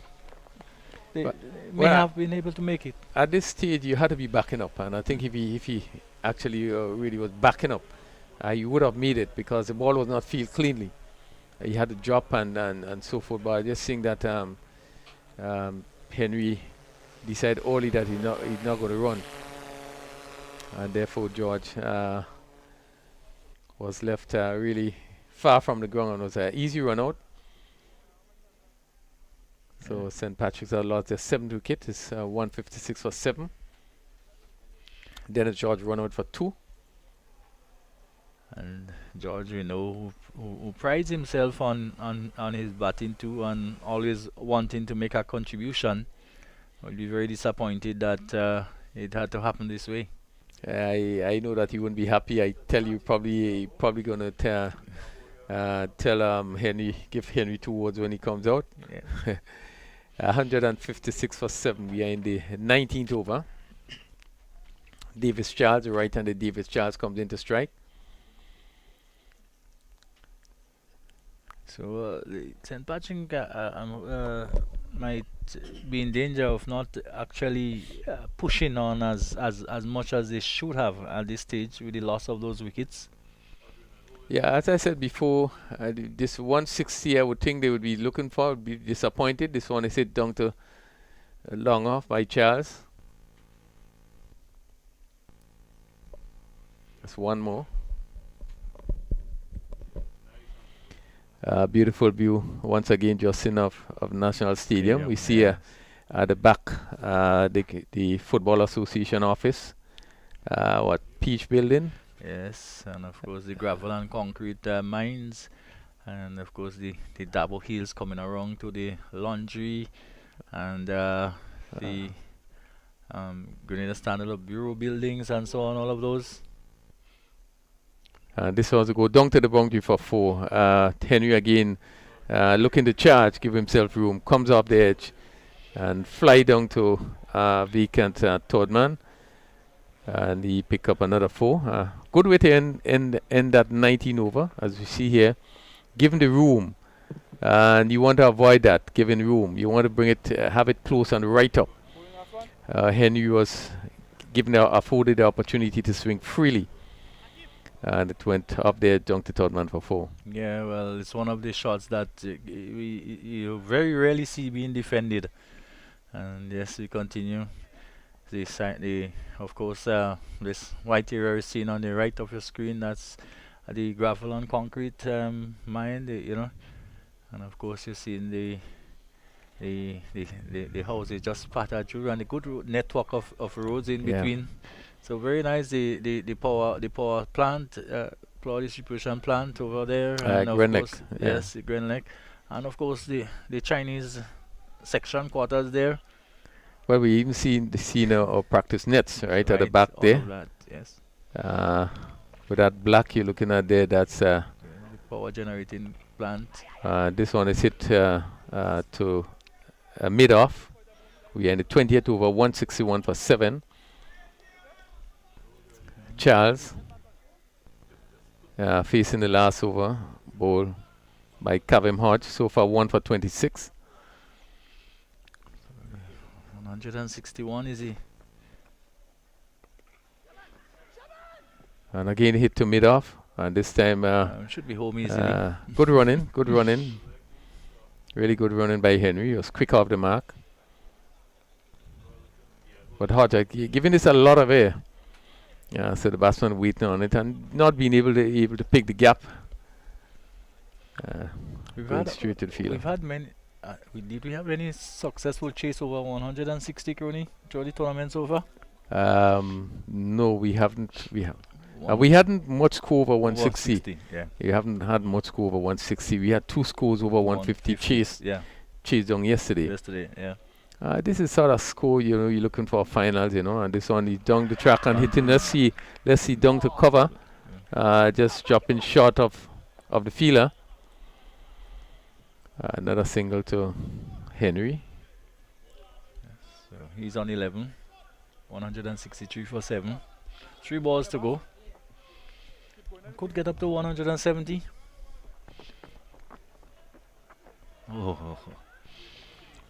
Yeah, giving a lot of air. Smart bowling by Hodge, because these low order batsmen will not use their feet too much, will not get 2 deliveries like that very easily. You'll usually stand the ground and have a swing. And I think maybe we may see maybe two of the same. Now this time just a little shorter and struck harder towards Lewis there. And he's holding on to the ball as he crossed for another single. So one to go, one ball to go, 164 for 7. So we may see a 6 to end it. Well, they will be happy to do that, but certainly it's the kind of score I think St. Patrick's can feel pretty comfortable with. As I said, the start they had, I expected maybe 160 or even up to 180. They are 164, so I think they will feel a bit satisfied. Right. Probably 10-15 runs short. Going down the leg side clearly, and so extra will end the innings. And so as we come to the end of the 20 overs, St. Patrick will probably feel that he has the noses in front. 165, but these are runs that St. Andrew will have to get, and I don't think it will be easy going. In fact, there will be a lot less pace to work with from St. Patrick, and one left to be seen how these are dealt with. Yeah, you're certainly right. 165 for 7. Just a look at the venue, and you speak about the network of roads we have, and we can both say in Grenada of a beautiful network of roads. I think you look at the region, the Windwards in particular, we are ahead in terms of our network. I mean, you can cross from any end. There's a blockage in one area. There's so many other areas that you can pass. But this is all around the National Stadium. Yes, of course. We've seen also the housing scheme area. That's up at Mongay, up in that area, just going past the area where we call Mount Rush. Yeah, and I think certainly they would be probably going to try and bring that a little closer so to see the housing scheme.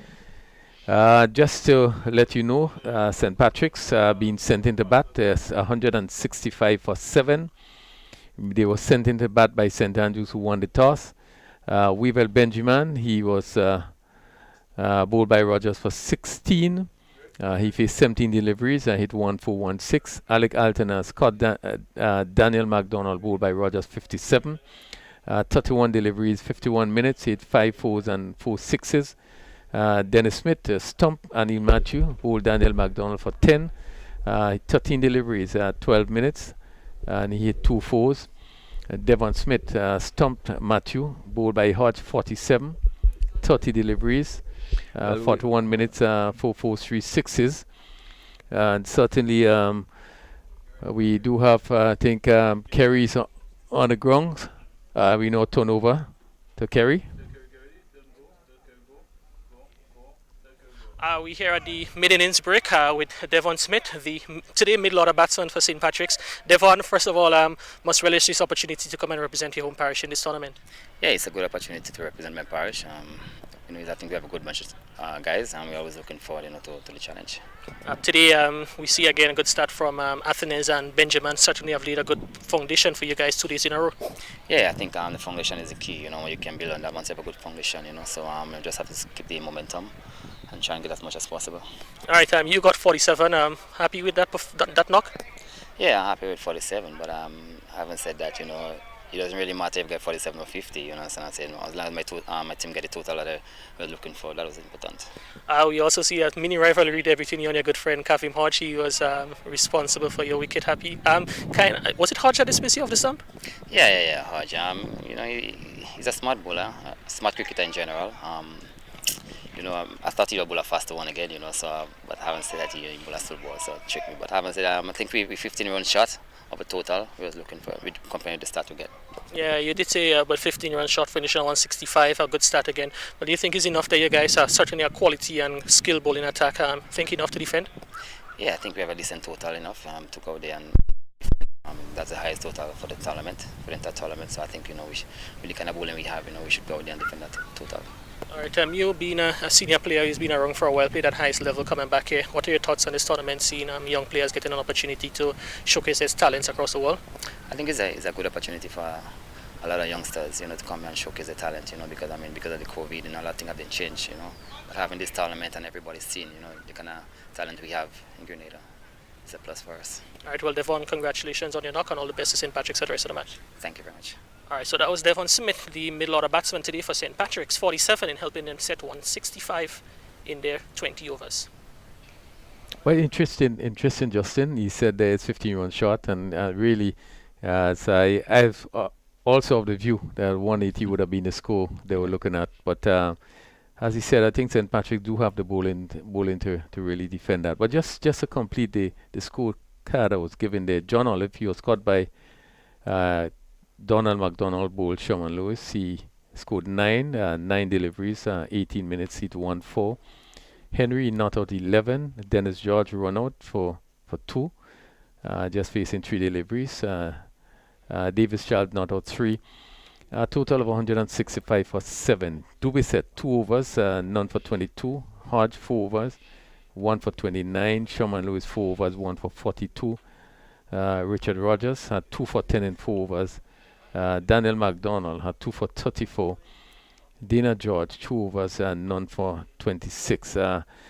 St. Patrick's, St. Andrews would have really pulled things back when you look at the start that they had to get them for 165. Well, yes, but the unknown is what is going to happen in the next 20, because it's a team chasing what is. What is interesting is that in the final game of the tournament, you have a team chasing the highest total to win a game here in the tournament, and of course it's an unknown. So until the both teams would have used the pitch, and we probably cannot tell how well a bigger total, a gooder total that was. And when you're setting a total, you never sometimes to show us what a good total may be. Yeah, to chase on the pitch. Yeah, it would be challenging, and this is the kind of finals you're looking for. As we look at the fall of some of the wickets, and we look at some of the highlights, Teddy Bishop, they just not get into that open catch. But the beauty of Athanaze, the brilliance of Athanaze, as I look at him play shots. Yes, is the kind of finals you expecting. Where teams going to come out and probably give their best performance. I think 165 is the most runs scored by St. Patrick's, the biggest total. And what other time you want to have that? But your finals, and they will go out with some confidence, and as Smith would have said, based on their bowling attack, which really banks on a lot of spin. Certainly, they will go out with, I think, more confidence, feeling that they have a good foundation. Yes, indeed. Well, they will have to. We will wait to see what type of reply St. Andrew will post. So until that, we just about. I do believe that it won't be long before we have the resumption of play. The St. Patrick's players just doing the warm-up, and just getting ready to go out. The condition continue to be a bit cloudy, but certainly we expect quite a keen contest as we look to resume. Well, we are graced by the presence of President of Grenada Cricket Association, and also one of the director of the Windwards Islands board, even the West Indies board. Dwayne Gill, we're so happy to have you this evening. Welcome. Well, thank you, Rafael, and we're just hoping that the weather holds so that we can have perhaps a very exciting finish or finale. We've seen some pretty good cricket over the last 2 days. Yeah. And it's all for the two teams to play for now. Yeah, certainly. Looking back at the tournament, you must be pleased in terms of, maybe you can give us an indication of maybe some of the challenges even before this tournament comes on. And you look at the tournament, you certainly should be, I imagine, very pleased with the things that went. Yeah, well, we are happy because the whole idea was that, because of the situation with the COVID and the protocols and whatnot, not much sport is being played at this time. So we had the opportunity to really bring 90 players together at one venue, and we would have preferred to to spread it out, use the various cricket venues across the country, Progress Park, Lassa Jess, and others. But because of the circumstances, we were kind of forced to more or less come to the national stadium, similar to what we've done with the Super 50 tournament, which we had last year. So it was important to get the players out there. There hasn't been much going on in terms of cricket, so we are just happy that they're able to play some competitive cricket, and we want to continue giving them that opportunity. We expect at some point things can go back to some semblance of normalcy, but at this point it's just a matter of giving them the opportunity to play a few matches. Yeah, and you must have been pleased with the support of the parishes. I know it have been a challenge for some of the parishes, but the fact that all the parishes on the mainland were able to be a part of the tournament, and to me, you have seen the interest in terms of the commitment of the parishes, probably would be pleasing to you.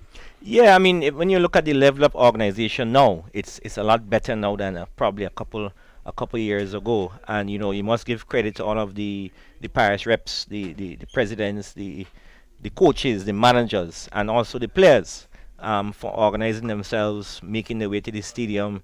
The teams had to travel, long distances every weekend, twice a weekend, and there have been practice sessions, although it might have been limited sessions because of the whole situation. So we're happy that the parishes have really embraced this tournament, and we offer a small prize money, a small incentive.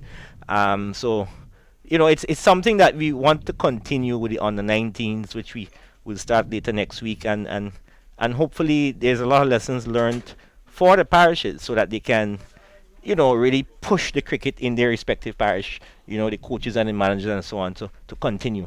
Yeah, and certainly you probably have an opportunity to look at some of the games, and would be interesting as you look at the parishes. Well, first of all, you look at some of the organization of the parishes.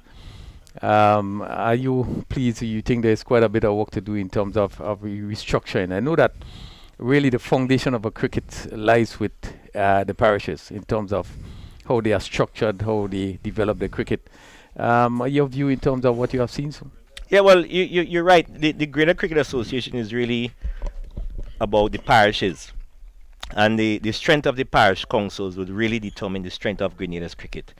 Coming out of this tournament, we've seen some emerging talent. We've seen a lot of young players come to the fore. You look outside here now and you see young Teddy Bishop. Yeah, well, certainly I wanted to get to that, but you on it already. So we'll talk about that, because obviously you will be there with us while the game starts back. Hoping that you would spend some time, we'll talk about it. But yeah, continue. Yeah. So we it's really the parishes that have to be as strong as possible. We got some sponsorship for the parishes in terms of the uniforms. If you check around, the uniforms are sponsored by Stonehill out of Pakistan. Yeah, how challenging it was to get that, because certainly that's a big part of what you have seen when you look at the players out there, and what is being shown as we see the beginning of the St. Andrews inning. First, Iman Alexander picks up the attack from this northern end, and he's bowling. Opening the bowling, and Anil Matthew taken first strike. St. Andrews looking to get to 166 for victory. Again, keeping it tightly, played to extra cover, and there's no chance of a run.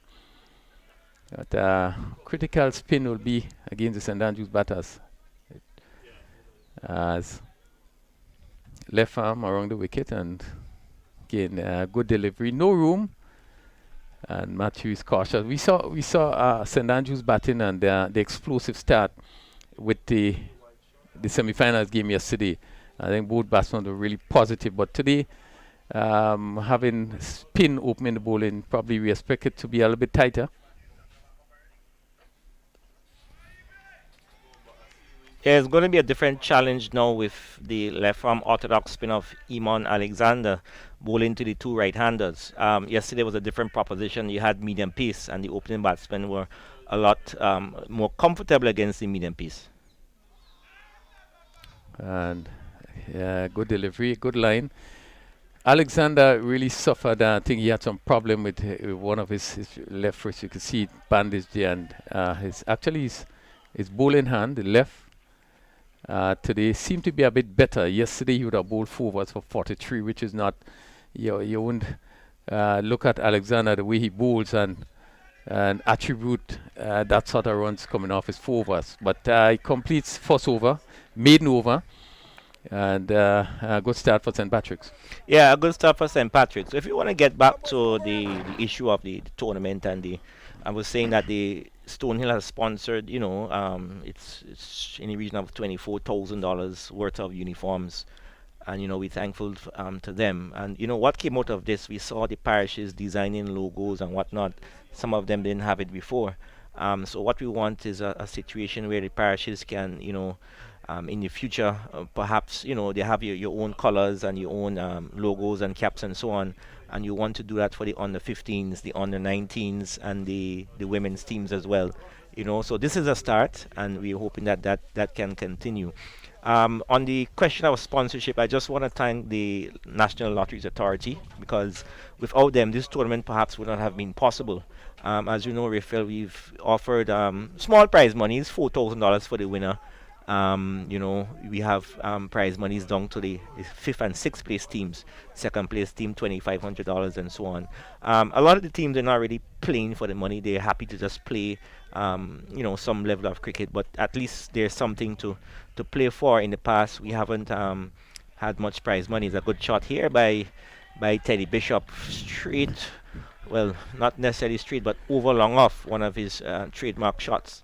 He continues in the same vein, as this one, as we see, he starts up a bit and really hit straight over long off for 6.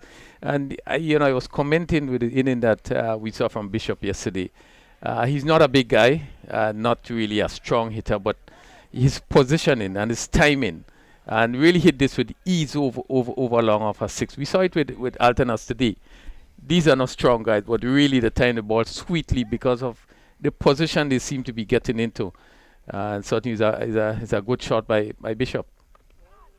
Yeah, and Teddy is one who trains every day at the stadium with the Windwards Volcanoes, and he's probably trains twice a day sometimes, because he's another under 19 West Indies under 19 program supervised by Clyde Telesford locally. So he's in good nick.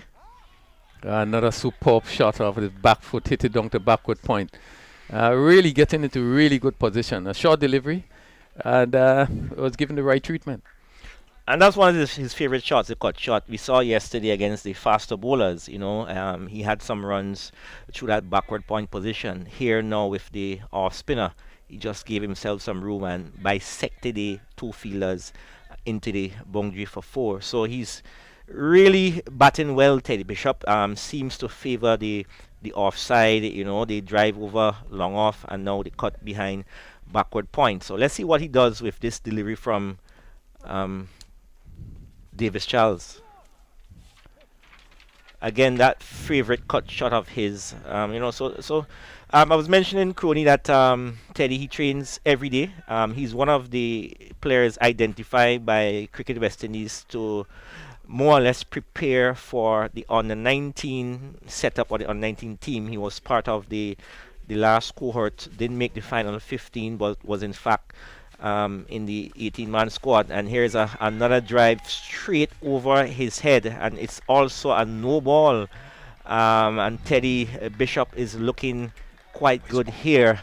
Another 6 to him, and also a free hit signal by umpire Rupert Holas. And that's a full toss, and those balls sometimes can create problems, but Teddy just hit straight and over the boundary for 6. That's a beauty. He hits straight. He didn't try to do anything foolish, hit across the line, but you can see him hitting straight. And this one, he goes straight again, and this one seemingly will drop 1 bounce into the boundary.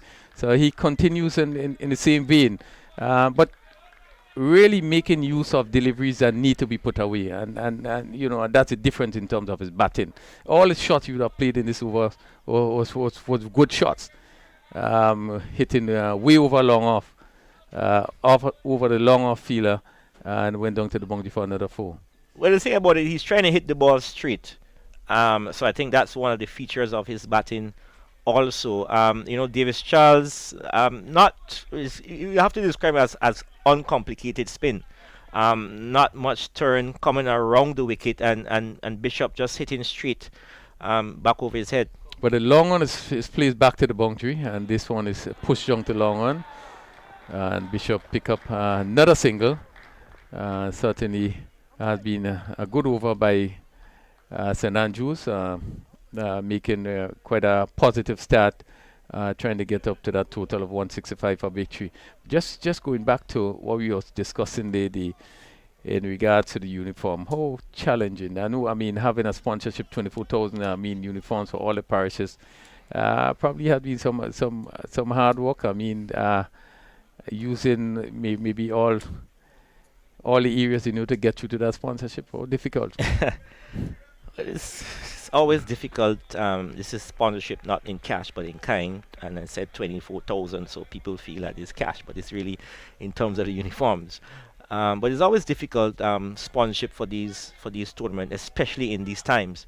And we are just happy that we're able to run off this tournament. He's stumped. Stumped. Yeah, big wicket again. He says this time he down the track again, looking for the big hit. And maybe that's the only area you could fault him in. Maybe went aggressive, trying to get maybe too aggressive. There was no need. Good look in the hit. And Alexander being able to pick up that important wicket, missing there, and an easy stumping chance. And St. Patrick's certainly would be happy to see the back of Teddy Bishop. It was a disappointing dismissal. Teddy probably premeditated, there. Imran Alexander, very crafty spinner. And the experience really counted there. Imran just angled the ball across Teddy. And, the keeper, Dennis Smith, perhaps the best keeper in the country, did the rest. So the game is on, Crony. I think it will come down to the wire. Of course, a lot would depend in terms of the batting team on Anil Matthew and also the new batsman, Kavem Hodge, as well as the McDonald brothers, Donald and Daniel. We also have Ogis. Darren Ed is also capable with the bat.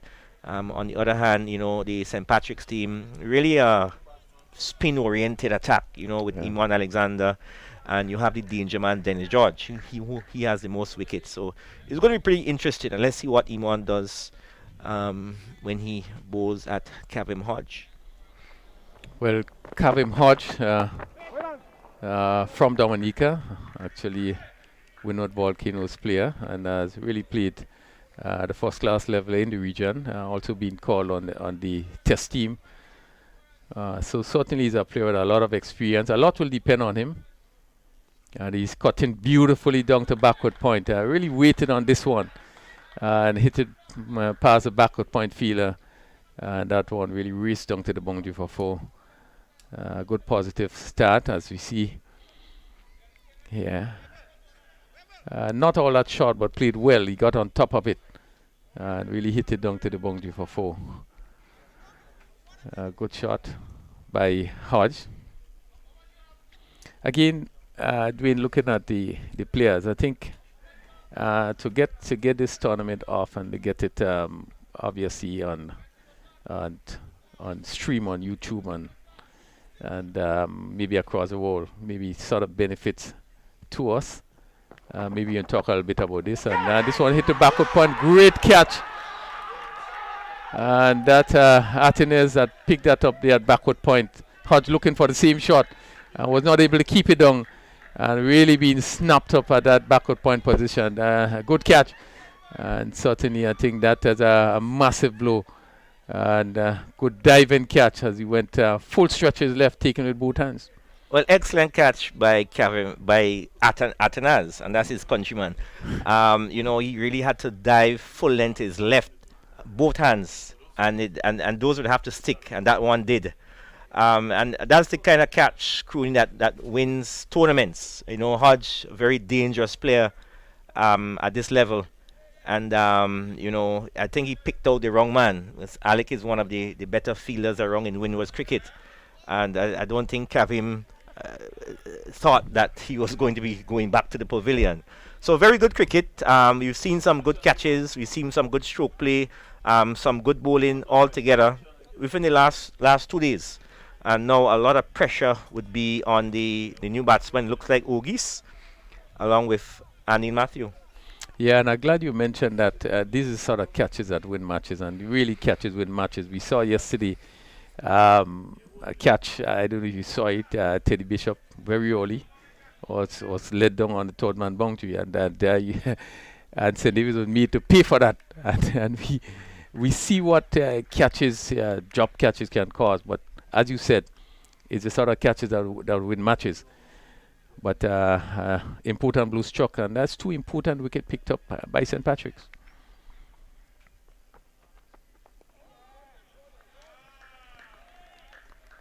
And Alexander and his second over, and certainly to have picked up that important wicket, 2 important wickets.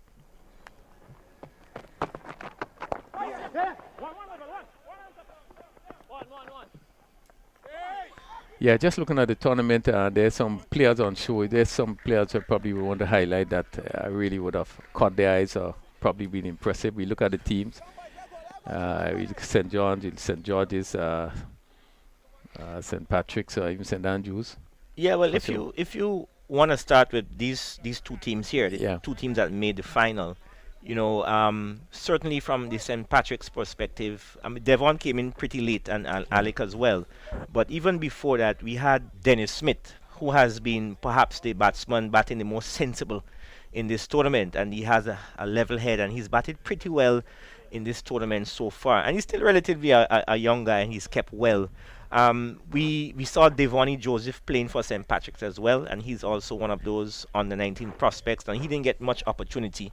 I think he kept once in this game. But the St. Patrick's team has a lot of veterans. And, you know, we saw the likes of Marlon Henry and Denroy Charles and Imon Alexander coming back. These are guys who represented Grenada from as far back as when we had the Stanford tournament.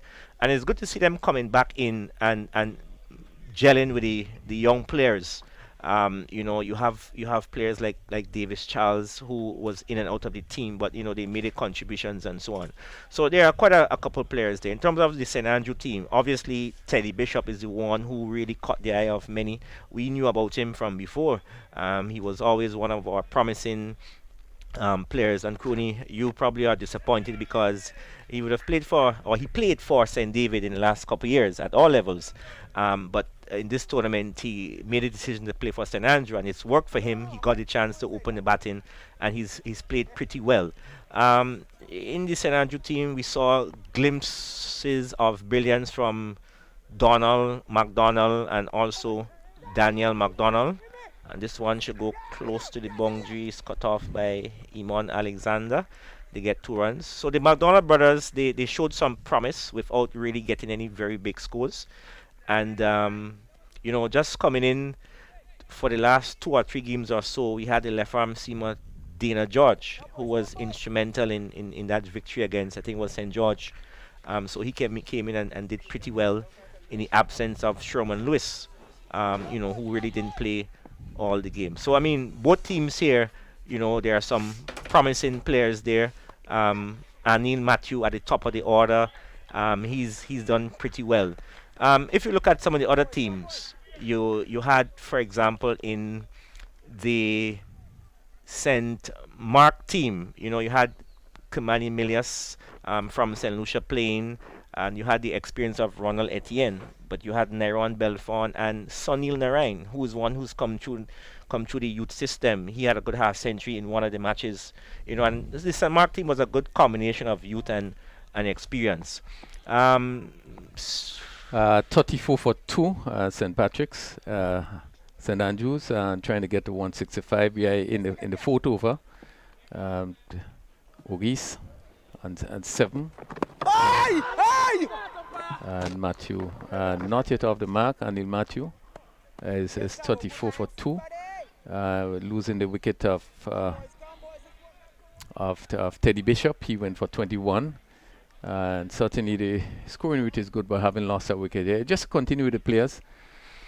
Yeah, I'm just going through the list of players, and Ogis, this one comes off the edge and will go into the boundary, a shot in the dark, you would have to say, but it runs on the board nevertheless, and the score moves on to, 38. is it 38 38 for 2. for 2 in the fourth over, 3 overs and 4 balls. Yeah, so all of the teams, I would say, had some pretty good youngsters. The St. George team, you had Johan Jeremiah, who was perhaps one of the best opening batsmen in the tournament, along with Teddy Bishop. You know, he had some very good scores, and you know, there was some class about his batting.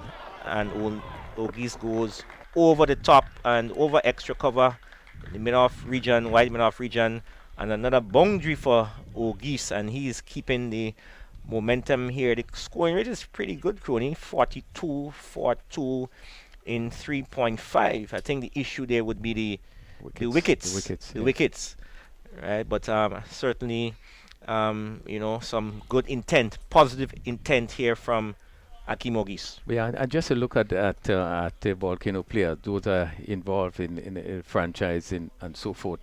I think the benefit of these players, now we see in Ogis really looking good, playing a pretty good shot over cover, and this one goes again. Let's see, does he get enough into it?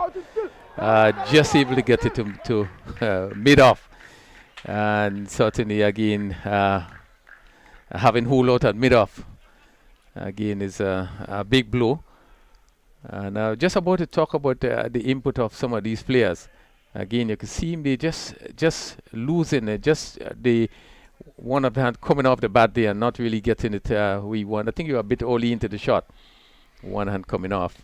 Yeah, I mean, it's a little bit of inexperience from Ogis. He's still 17 years old, and that ball there, you know, perhaps really should have been looking for a single or so. He had gotten a couple boundaries in the over before, and there was no need really to try to go over the top. And credit to the bowler. He's put the ball in some good areas. The first boundary was a type of an edge, and you know, he came back strong there. And young Ogis, really, you have to describe it as, you know, what the the players who are not disciplined in terms of the batting would do. And we were just talking about the fact that, you know, we have a lot of young players now, and they seem to be coming of age. But you know, he's a young man, and you know, but this really puts St. Patrick on top now. The scoring rate is good for St. Andrew, but certainly with that third wicket down, I think the St. Patrick team now would be quite confident. So Donald McDonald has the play across, and in Matthew pushes on the onside. But I think you spoke about players being sensible and level-headed. And I was just thinking, now we are getting some rain. It's now the rain just coming across the field. Let's one hope that is not too serious. We are not seeing much movement with the ground staff. So we hope that it's probably just going to blow over. The score is 43 for 3. We are in over number 5. Matthew is on 1. Donald McDonald just come in, not yet off the mark. St. Patrick's having picked up 3 wickets for 43, and we are in the 5th over. Iman Alexander in his 3rd over. This is short. This is pulled down to mid-wicket, and George comes off the boundary. And one more to McDonald. He's actually off the mark. So Matthew just rain outside, looking very cloudy. With spinners is on, and certainly St. Patrick's just continue to just take a tight grip on the game at the moment. Well, Coney, you know, it takes 5 overs to constitute a match, and this is the 5th over. It's pretty cloudy, but as you said, the ground staff not making much of a move. But if the match were to finish after this over, in terms of Duckworth Lewis, with the loss of 3 wickets, the par score would be 48, meaning that they would need 49 to win if they had lost 3 wickets at the end of 5 overs, and the score is now 45. So it's even Steven, according to Duckworth Lewis. Yeah, so I think the batting team, there's additional pressure now because you have to keep an eye on the weather. We've had some showers today. We've had some. It's been pretty cloudy, but we are lucky so far to have as much play as we've had. So after 5 overs, St Andrew 45 for the loss of 3, and according to Duckworth Lewis, the par score is 48. So at this point in time, if there was no play, it would mean that St. Patrick's would be ahead by about 3 runs. But it looks as though we'll get some more play in. We still have some time in the game, and we're hoping. We don't want this game to come down to Duckworth Lewis. We want to see a full 20 over game here. The 2 leading teams, because they would have qualified for the final. They qualified as 3rd and 4th in the round robin segment, but they beat the teams that finished 1st and 2nd. So these would be the best teams at this point in time. So we want the full 20 overs. And the danger man is on, Dennis George. 45 for 3, and this is 6 over, and wide signal by the umpire there, as McDonald looking to hit this one somewhere over mid-wicket. Left-handed Dennis George. He's coming between the umpire, and this time he's again looking for the big shot, just push it back along the wicket. It's 46 for 3, and over number 6. As the rain continue to fall just slightly. This one is played to mid-wicket. They run for 1, just 1.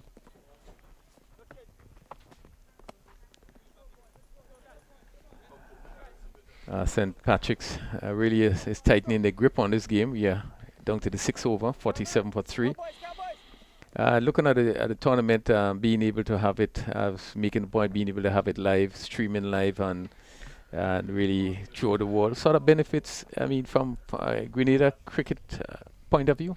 Yeah, well, we wanted to give the players the exposure. We know that spectators are not allowed in the stands for this tournament. That's the regulations, and that's the only way the tournament could have been played. We would have wanted people to be here, but unfortunately that was not to be. So the next best option perhaps was to get his stream, and I must thank TNR Communications, because I've had several calls from people all across the West Indies, even across the world, about the quality of the stream. It's really fantastic work. This is top stuff. And we must give them credit for this. So I'm sure they're going to be getting a lot of calls in the future regarding live coverage of sports and other activities, because I think it's the way to go in these times now. We could not get the spectators in as we would like, but we have an audience, and we're happy that the players are exposed, and someone can see the likes of Anil Matthew, they can see a Johan Jeremiah, you can see a Alick Athanaze, or you can see a Wavell Benjamin who made some runs yesterday. So we're quite happy. It's a very expensive venture, but we're happy with the level of sponsorship we are getting by not only the National Lotteries Authority, but of course the Windwards Cricket Board, led by Dr. Kishore Shallow. They've made a contribution to this venture in the interest of getting cricket played in all of the islands, and all of the islands in the Windwards would have that opportunity to get some support from the Windward Islands Cricket Board. So we're quite happy, and all of our tournaments, we feel at least the final should be streamed. We have the Under 19 coming up shortly, sponsored by Republic Bank, and we hope to stream that final as well. Just about 5 or so teams participating, and it augurs well for the exposure of the players. We into the 7th over. It's 48 for 3 after 6 overs. Iman Alexander is bowling his 4th over. So far, 1 maiden, 9 runs, 2 wickets. So he will conclude his spell after this over. Donald McDonald on 2. Anil Matthew open the batting is on 3. St. Andrews 49 for 3. and he's looking to drive outside the off, so made no contact. But certainly, I really agree with you in terms of the quality of the streaming. Got a couple calls myself from St. Vincent, and there seem to be a lot of followers, even as the US also. There's some of their former national players who have been following intensely. John Patrick and Ozzy Hall and Franklin Federica, which is so encouraging in terms of the support and what we have heard about the streaming. Yeah, I mean, if you look at the you have the replays, you have, this is top stuff. This is international stuff, and we're happy it's happening in cricket. I guess there's a lot more sports. I don't want to be the marketing arm of that particular organization, but I know we have football coming up on Tuesday. Yeah. And some of us would be glued to that stream as well. But we're happy to have their services, and we hope that can continue in the future. Again, keeping it very tight is Iman Alexander, and we have seen a difference in terms of hit bowling today. Yesterday wasn't one of the better days, but he's come back, and you can see really purposeful in terms of what he's trying to achieve in his fourth over, just going for 9 runs. Again, good effort there. You can see him dive in, even though he has a damaged hand. But he's the sort of player that's going to put 100, always 100%. Yeah, he's a fighter. Even Alexander's a fighter, and you see him there, you see him grimacing, but he's there and he's still on the field, and that was some good work there. He even had an appeal in. But Crony, we gotta keep an eye on the weather. The groundsman Kevin Hodge was looking a bit nervous a while ago, and just to give the viewers an idea of the score where we are with Duckworth Lewis. So with 3 wickets down, the score is 49 in 7 overs. So after 7 overs with 3 wickets. The par score is 58. That's the tie, 58. And the St. Andrew team is now 49. So they're somewhere behind. And the rain is it's drizzling, but I think we'll get a couple more overs in, and perhaps get all the overs in. So let's hope it does not come down to Duckworth Lewis, but that's just for the benefit of the viewers, just to give them an idea of where the team is, or where the teams are. And the thing is, St. Patrick's are using a lot of the spinners, so, and they are really finger spinners, so they should be able to get the overs in. Davis Charles pick up the attack from that southern end, and first ball to Matthew is driven to cover. Dennis George in that position, and the score remained on 49 for 3, and now into the 8th over. I do believe that we will have the 20 overs. We have been having this sort of weather for quite a while. Yesterday wasn't a hot day. And probably we could just look at it on the 19th coming up. Maybe if you could give us some little info on the 19th tournament coming up later on this week. Well, we're just looking to close the deal, but the plan is to start on Wednesday. It's the Right Start GCA on the 19 Cup.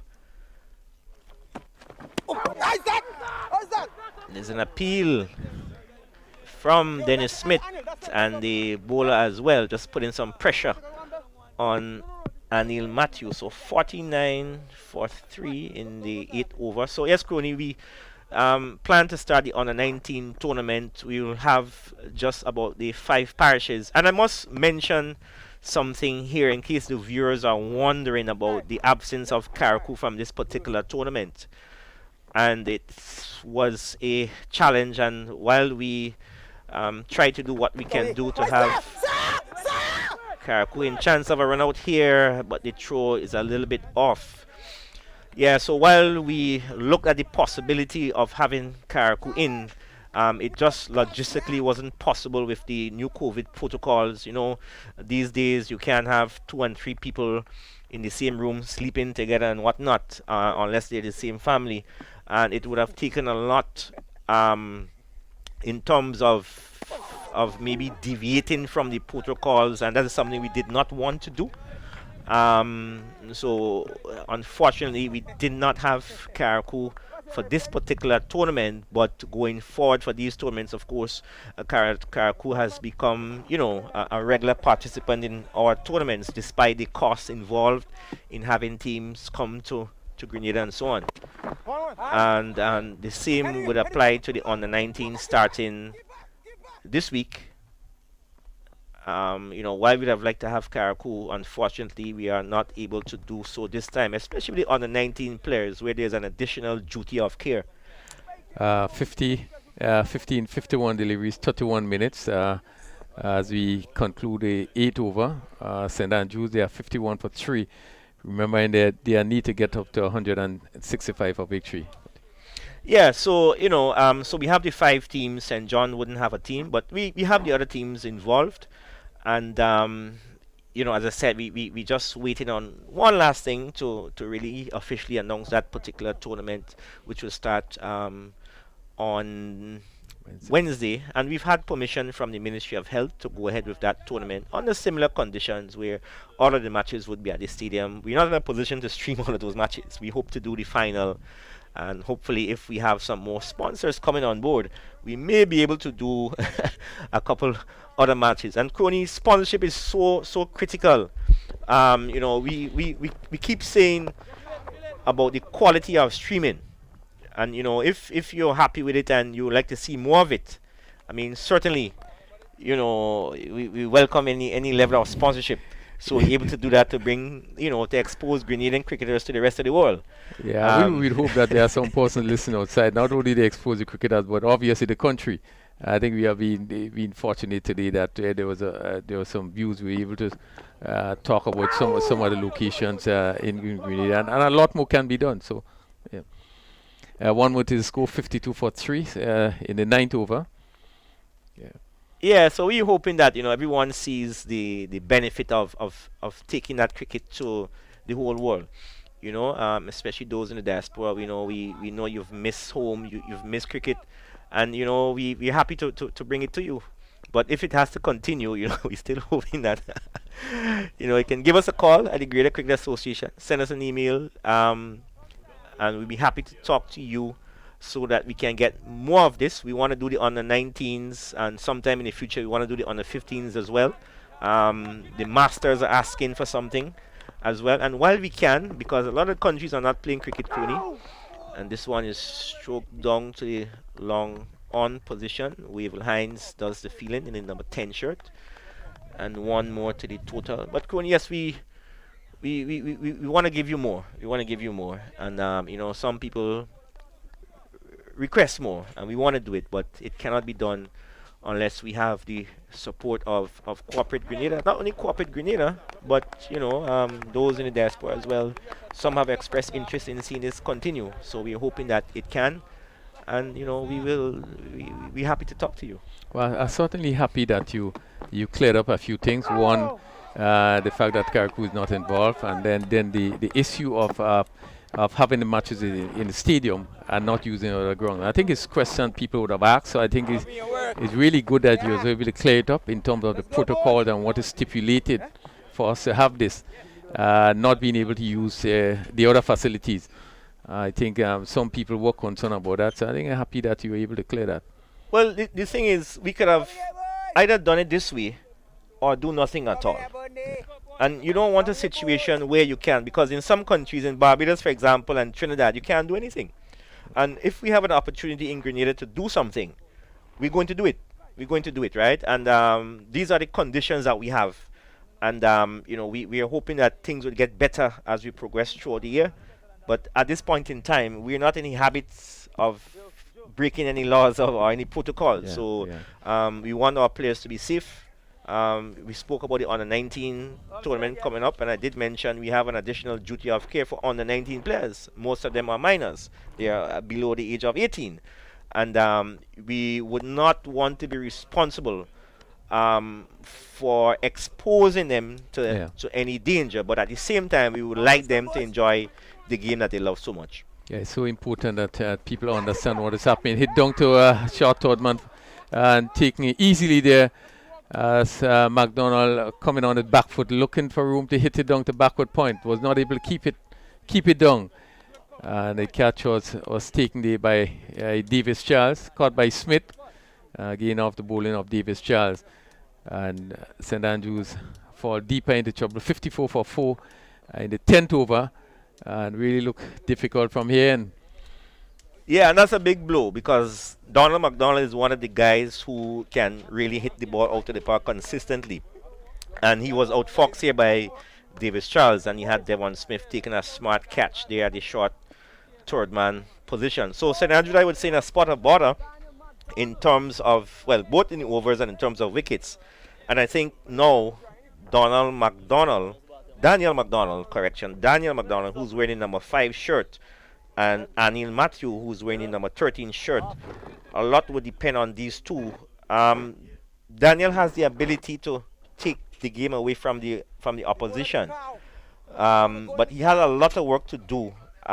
Still some batting to come. You have Darren Ned and others to come, but it's looking quite difficult here, especially with someone like Dennis George only bowling 2 overs for 6 runs, has another 2 overs to go. Davis Charles bowling reasonably well, so quite a lot of work for the St Andrew team. It's 54 for 4, and we in over number 10, and this ball is pushed on the onside. Quick single taken there.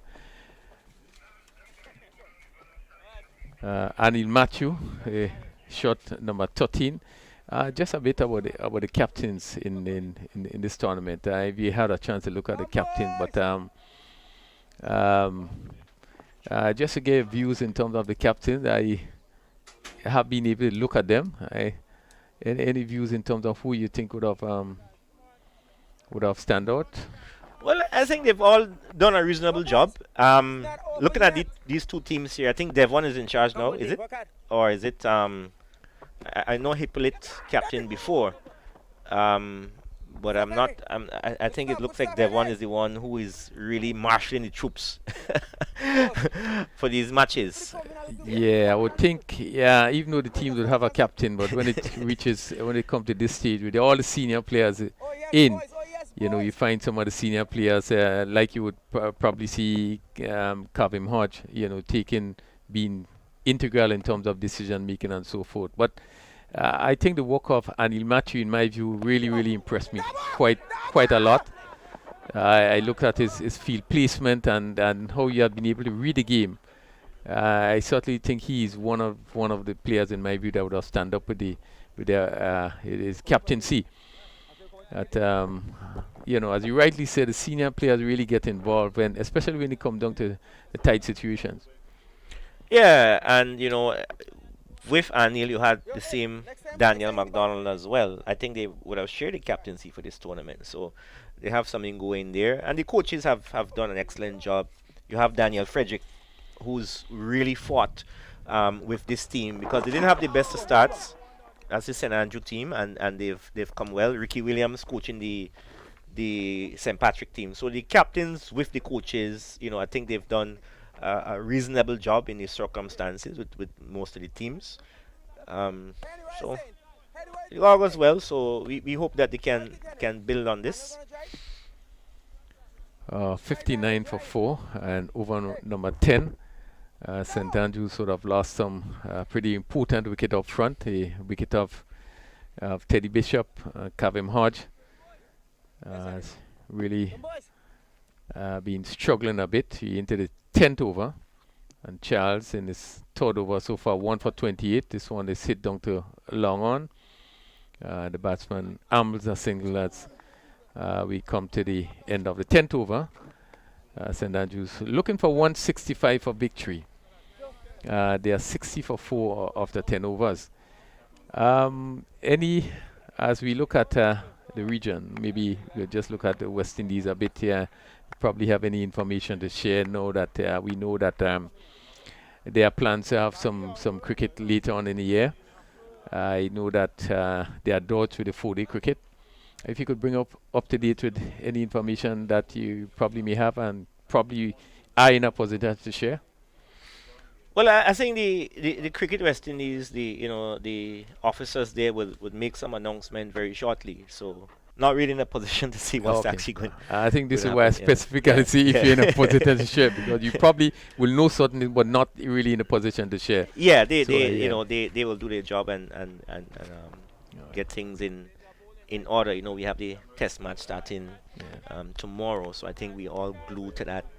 We all be glued to that and hope for some continued good performances by the team. Anything we local plans in terms of going forward for cricket in Grenada? I know that we have the under-19 starting this week.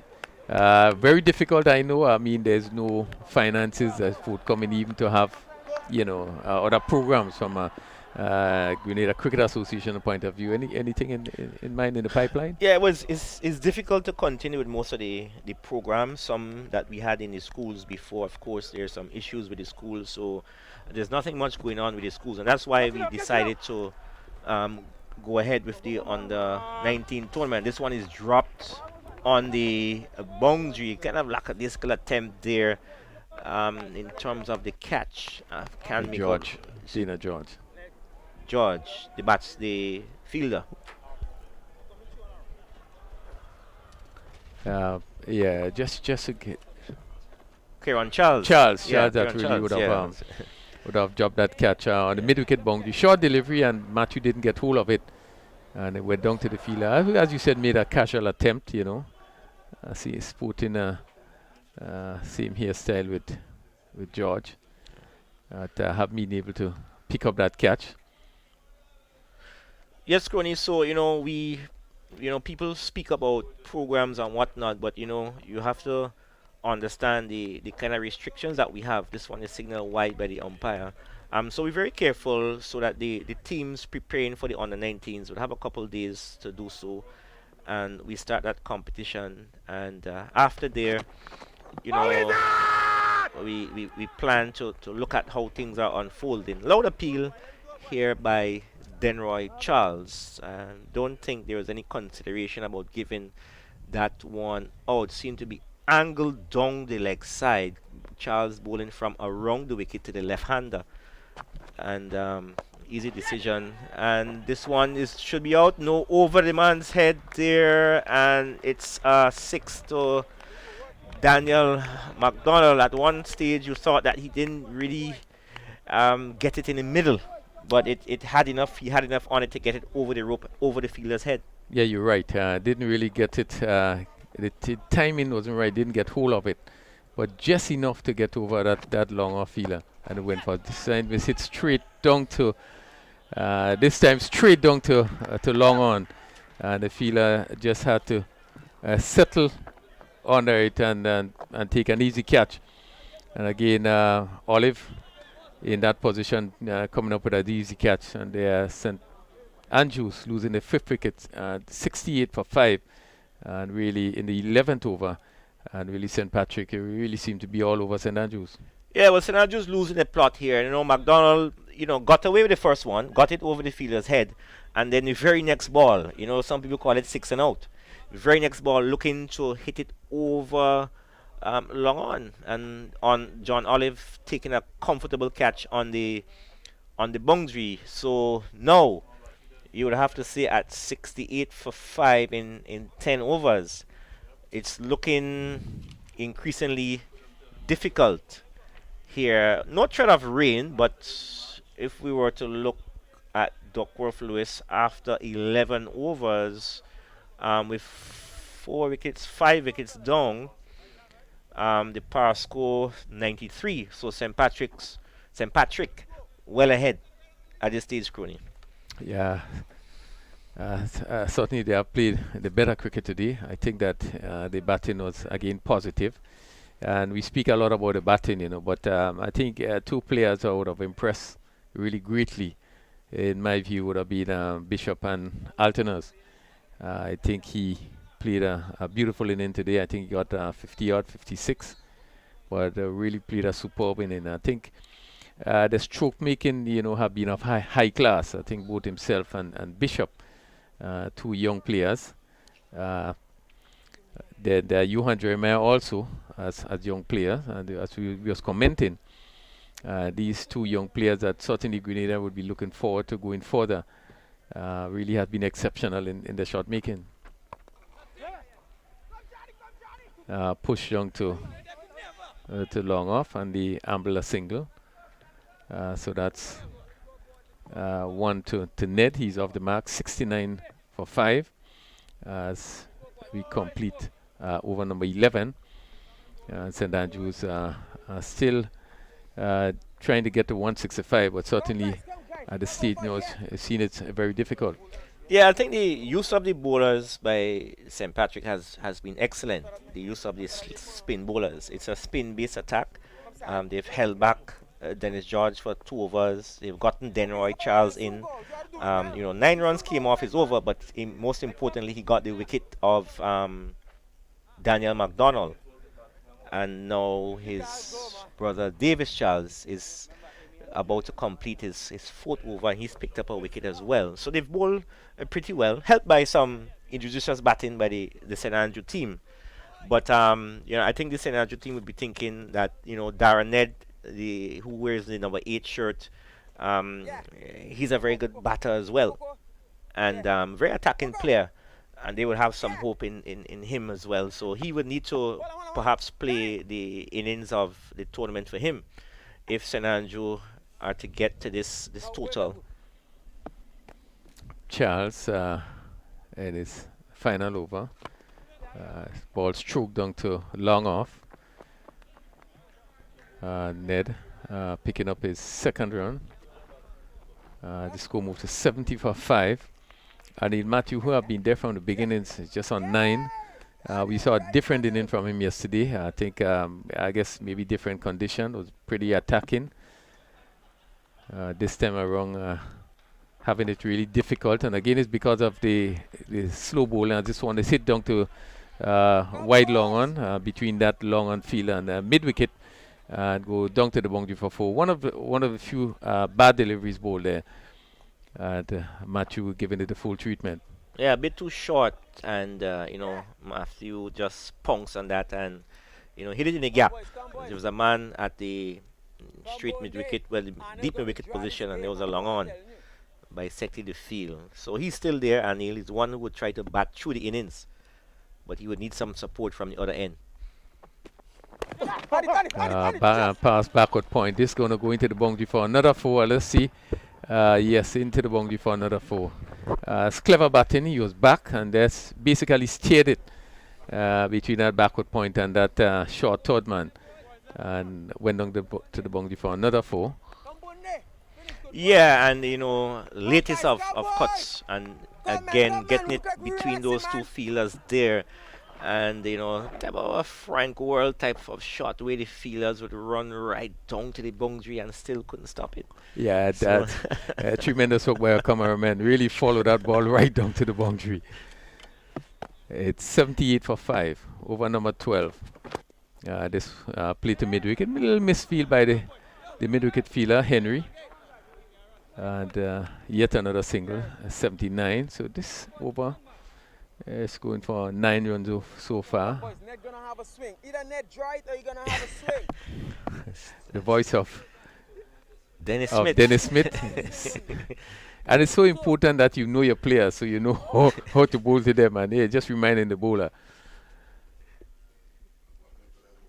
And again, he's looking to swing. This one goes over the extra cover, and the coming back for 2 runs. 81 it is in the 12th over, and in Matthew 18, Darren Ned is on 4. Dennis Smith was right in that Darren Ned is going to go for a swing, and get a swing, and it went over cover.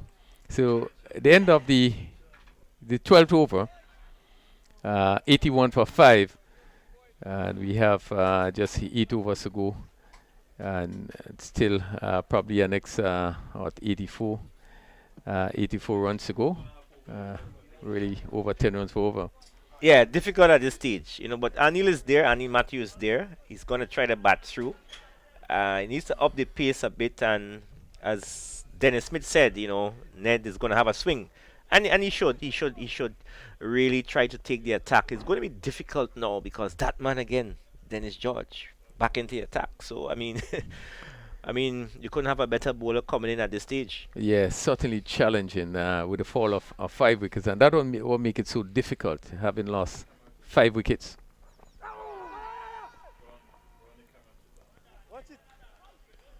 81 over number 13. Anil Matthew, who opened the batting, is on 18.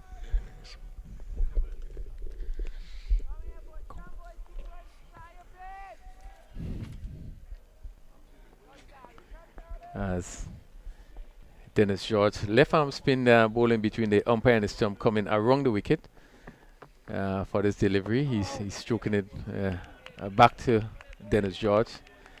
A very, very clever bowler, has been a lot of experience.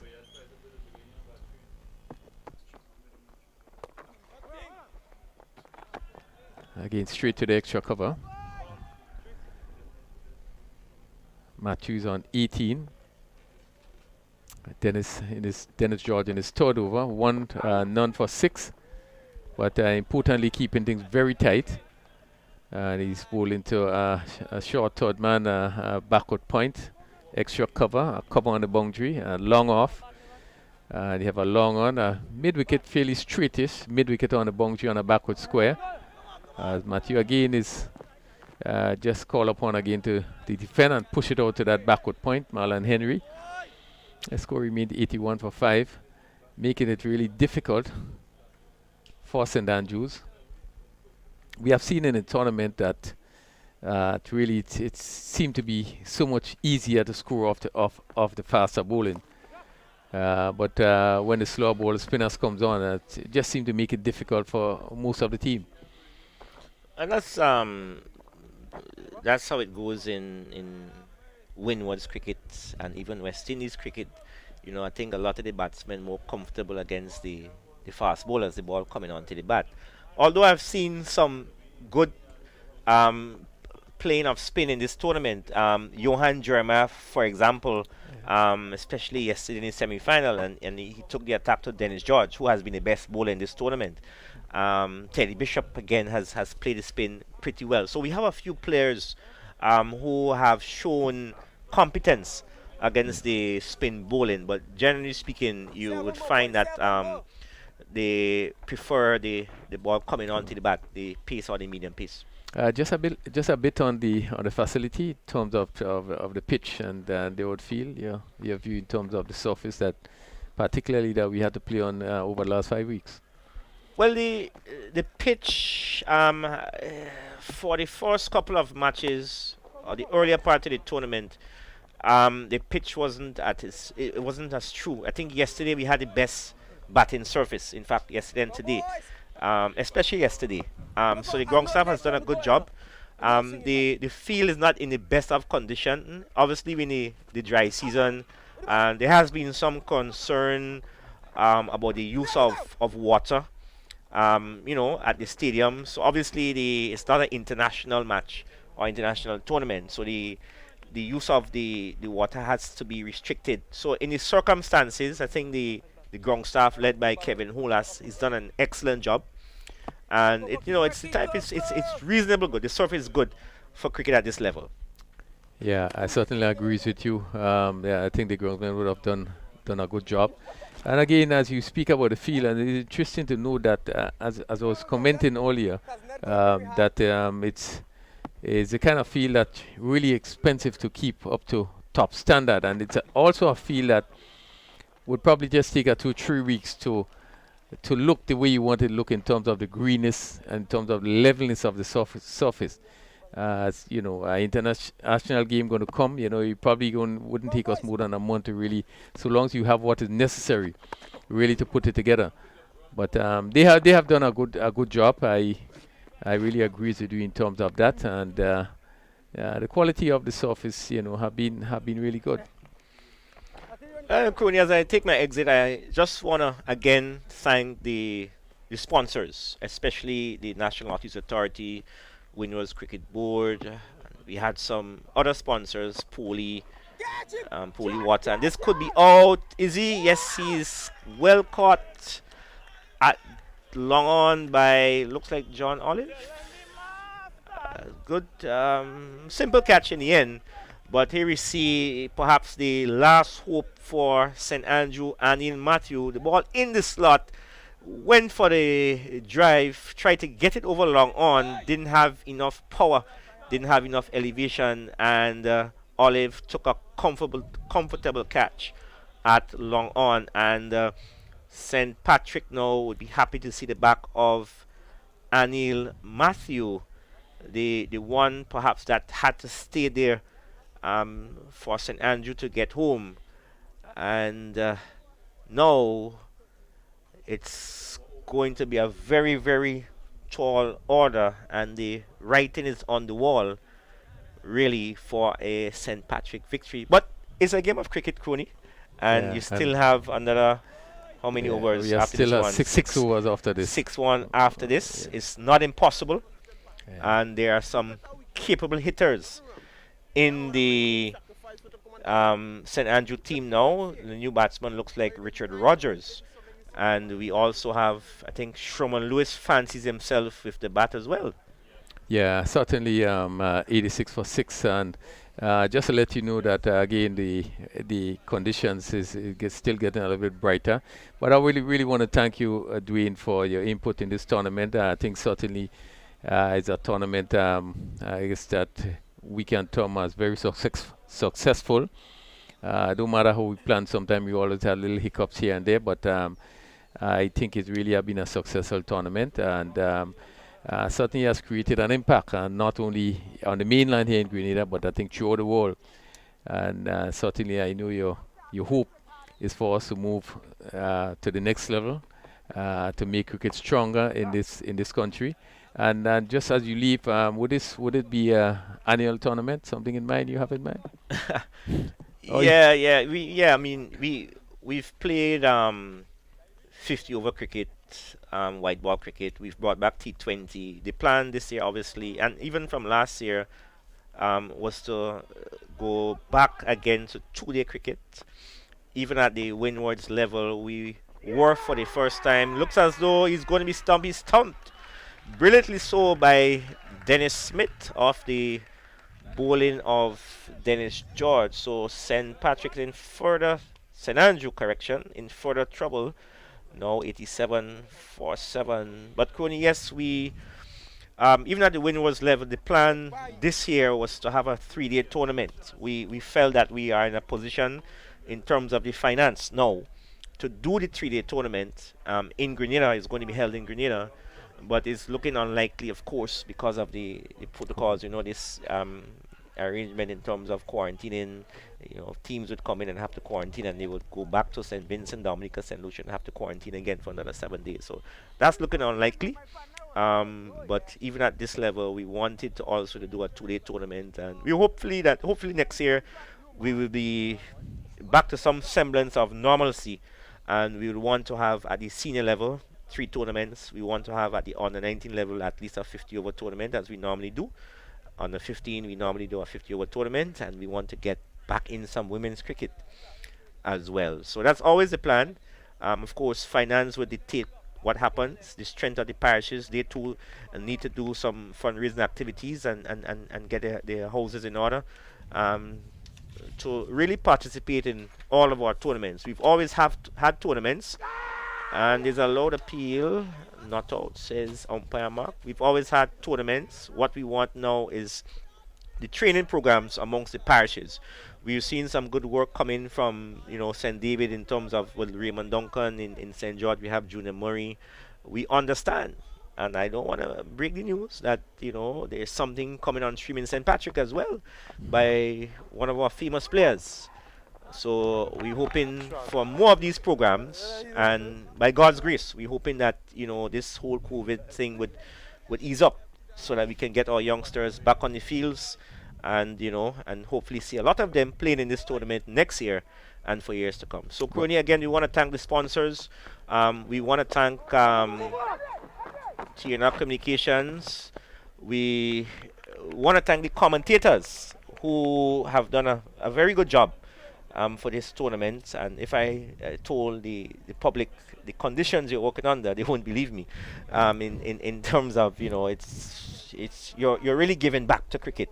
When I say conditions, you're really giving back to cricket by doing this broadcast. So I want to thank you, Justin Hector, Stevenson Worm, Kerry Frank, and all of the others. We had some players coming in from the Volcanoes, and you know, all of those, the umpires, the scorers, they've done a brilliant job in this particular tournament, and we're hoping that, you know, we're going to continue with the under 19s next week, and who knows, we will have more tournaments for the rest of the year. Well, we certainly thank you for your busy time, and really want to wish you the best as you continue to lead this organization. And I know that this cricket is certainly in your heart, and you want to see the best for all our players.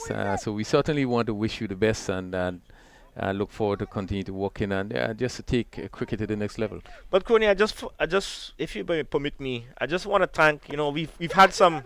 He's out. No, it's just dropped short. You know, we look at the stream sometimes. We go home and look at it, and we look at the comments, and you know, there are some very positive comments, right? And there are some, you know, critical moments as well. And you know, we take everything on board. You know, some of the critics are a little bit unfair because I don't think they actually know what we have to do to get these things in place. But we look at the critics, look at the comments, and we see how we can get better. And this is a magnificent shot by Darren Ned, and he's not going to give up over mid-wicket for 6. So Crony, keep the comments. We want the viewers to keep the comments coming in, right? We're looking for ways to improve. And you can give us a call sometimes. I answer my phone anytime, you know, to discuss cricket with anybody. But we really appreciate negative, positive. We really appreciate it.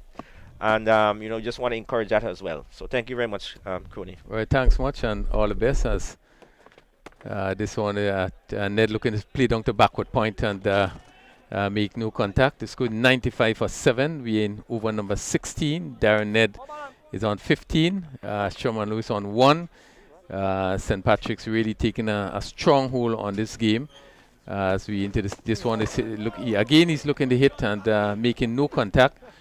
As I welcome back Justin, really St. Patrick's really has taken full control of this game. Well, we spoke about that even before the start of the inning. The spinners, the delivery that doesn't have the same type of pace like the medium pacers provided for the batsmen, and it's not surprising as Ned gets 2 more sweep shot down towards backward or square down towards fire leg. But one of the things, yeah, we did speak about that, the ability to how would they maneuver the spinners and find ways and means of scoring runs against them. Well, we did see 165, which is a high score scored by St. Andrews. Always going to be a challenging score, and it meant that we would probably have to see a next dazzling inning by maybe Bishop, and then Kavem Hodge, who, to my view, is 2 of the main players on the St. Andrews team for batting. We would have had to see that, and that was not the case. Again, Bishop, to my view, trying to be a little bit too aggressive. Looking to come down the track and was out stumped. But really started off well. I mean, he continued from where he left off yesterday. I think he was pretty attacking. Did play some good shots, but was not able to carry on. I think it's vitally important at this stage in his career, though, to sort of start to learn, or somebody start to coach him in terms of that middle game that he need to link with his game. He has well, I mean, he can play strokes. He plays around the wicket, but he needs to find that middle game now. That where he probably needs to realize at times that he need to temper the aggression and not go too hard. Just hold back for a ball or 2 or a few deliveries. You know, all that will help him to build big totals when he bats. Yeah, I think the issue here is billing an innings. You know, he have all the shots. He have a good start, so he need to know when to settle, when not to take chances, and when to push on. And I think the over before, was a big over for him. And come next over, I think it was either first or second delivery, he tried to go down the track. But you have to know, and it calls for sensible batting. When you need to push it around and look for the ones and the twos, and when they go for big shot.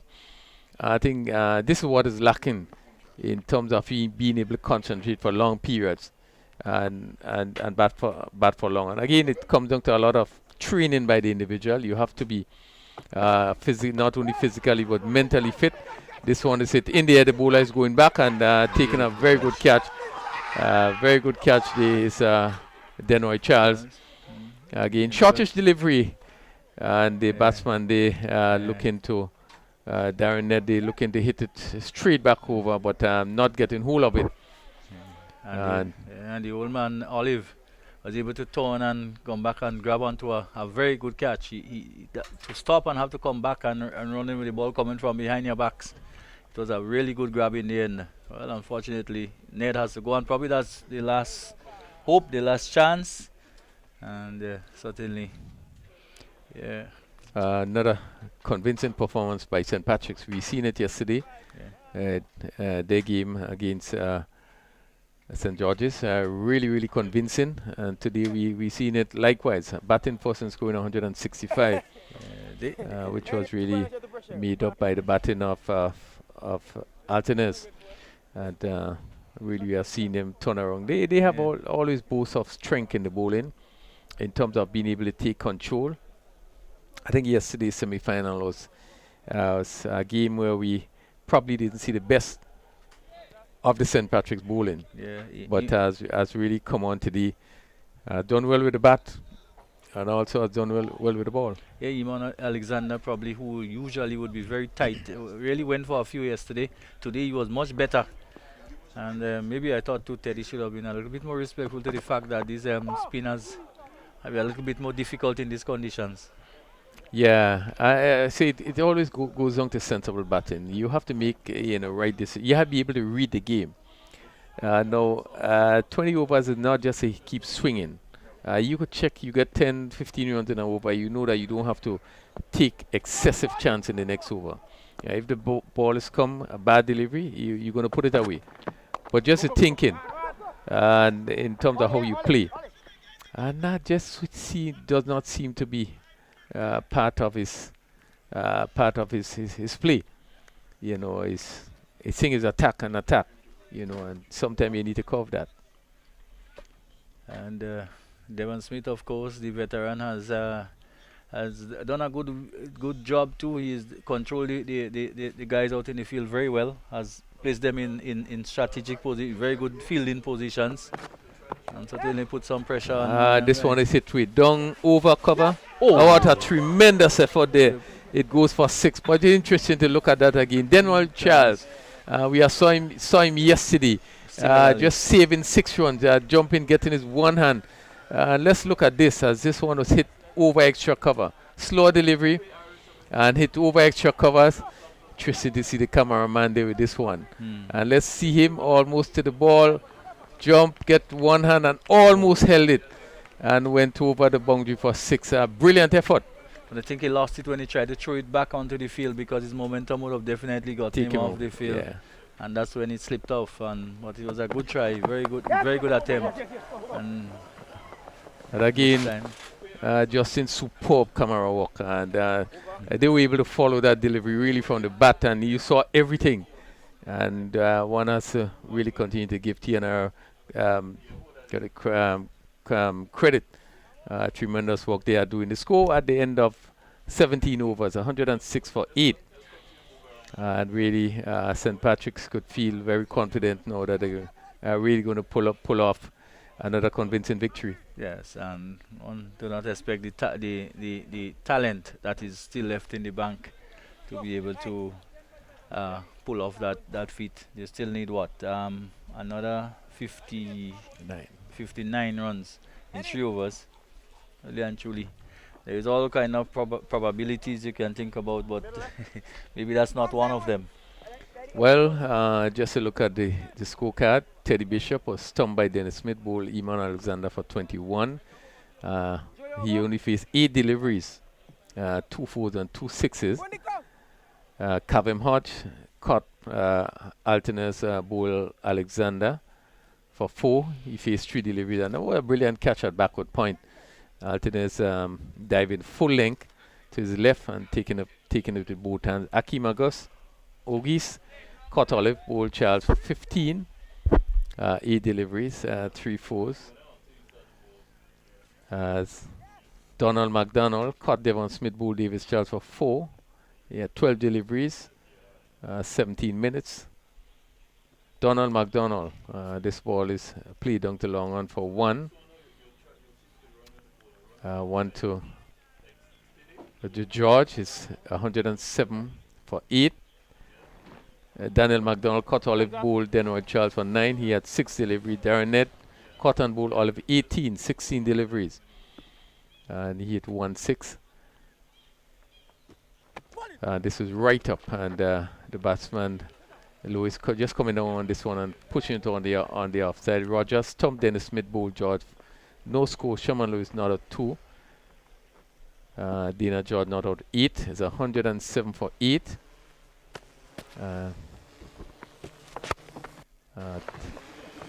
This one is played down to backward square. He's going to pick up 2 runs. Kieran Charles is a bowler. St. George, Charles. It's 109 for 8, and just about time. Bowling. It's all over. As Charles in the second over so far. 1 for 18. This ball is going to go close to the boundary. Good stop by Dennis George, coming around from a long leg position, and by signal by umpire Hulas. I've seen some crony. We saw a few buys in the tournament. Most of the wicket keepers seem not to stay down as long as he's recommended, more or less, because it's recommended that the wicket keeper should stay down for as long as possible. Yeah, really supposed to come up with the ball. Yes. That delivery just seemed to stay down a bit. Yeah, it did stay down a bit. And it was down the leg side. It's a pretty strange shot by Lewis there. Looking to sweep. And this low order, but I don't like to call them tail enders, but Lewis believes that, I'm sure if you ask Lewis, he'll tell you he can handle himself with the bat. But they like to believe that they are maybe a little better than they actually are.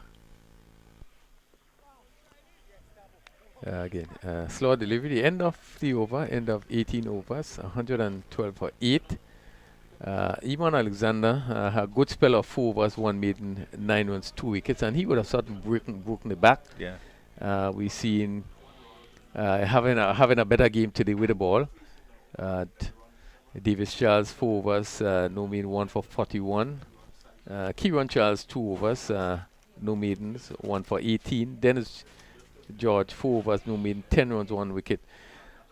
So the spin twin of Iman Alexander and Dennis George have been really, really tight in the 8 overs. Just 19 runs, and really that would have broken the back of the batting. Dennis Charles 3 overs, 2 wickets for 22. Olive 1 over, 1 for 8. And once again, you're blessed with the beautiful view of the surrounding area. The area is just surrounding the National Stadium here. And all of a sudden, nothing seemed to be coming from close to the the middle of the bat. Yeah, and Olive bowling a lot of slow deliveries, and really, batsman not equal to it.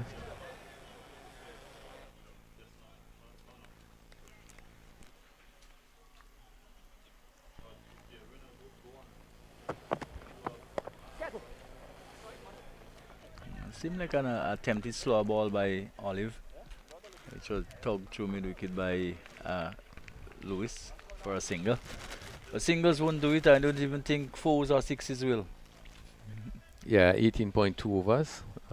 Just 10 deliveries left.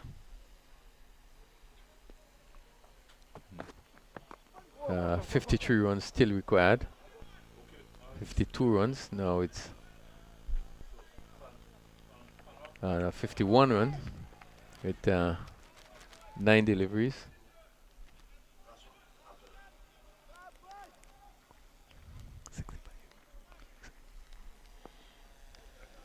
So Olive just going back to the top of his mark, turns and begins to move in. And midway through the 19th over, full toss, which is played where down towards long on, and the fielder can get around to effect the save, and it goes for 4. So a full toss, which was given the treatment by Lewis. Probably the fielder at the long on boundary probably could have done a little better, Crony. Well, I think it was wide of him, Of you him, know, and yes. he was running, had to run across, and just was not able to get to the ball. As No, again, he wasn't able to get to it. yeah. That was Benjamin. And Lewis again. Well, this delivery is coming off the inner portion of the bat, not probably wanting to go a lot straighter. And gets it down towards mid-wicket for a single. Yeah, the ball not coming on, and skillful bowling there by Olive. Would have some experience, just holding it back, and Lewis looking for the straight drive again, only into the shot, and it went down to mid-wicket. Just a stifle appeal there. The ball passed underneath the bat and taken by the keeper. So no damage done. 119 for 8. So they need to score 47 in this is the last over. Let's go, boys. Yeah, Really a comfortable victory in the end. yeah, convincing performance by St. Patrick. They really come really strong in the last 2 games that they would have played, both the semi-final and both the final. I think a number of people felt that they would have get the better of St. Andrews. St. Andrews had a pretty good start, and in terms of the runs, and you know, as was said that St. Patrick's, I believe, had a pretty good start. St. Andrews winning the toss and Alick into field. Obviously didn't get the sort of start they expected.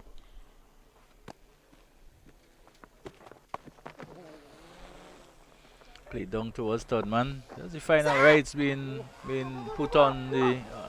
Just made a little harsh of it down there, George.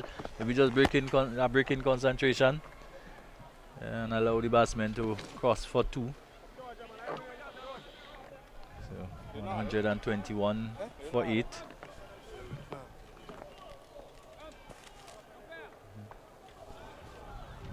Well, he finally signaled 4, probably, yes. It went pretty close to the line, Crony, in the second attempt, and may have just gotten part of his body onto the. So it's 4 runs, so it's 123. And looking to pull, that could be close, no, but well judged in the end, and probably go back for no, not going back for the second this time. So these two showing a sense of urgency that we didn't see previously, though in vain, you know. Yeah, it's certainly in vain. Just 4 deliveries left. I guess they would want to entertain us still as much as they can. It's a lovely view, lovely sight from the drone as it circles over the ground here. I mean, if you don't enjoy, you why say the plane? So interesting sometimes to hear the comments of these guys out there on the effect microphones. Yeah, most. That's a good advice. You shouldn't play the game if you don't like it. Yeah. 124 for 8, 19.3 overs bowled. This one is hit down to long on, and someone is getting on that. Yeah, he's taken there at a wide mid-on position. And Charles picking up his second wicket. 2.4 overs, 2 for 24.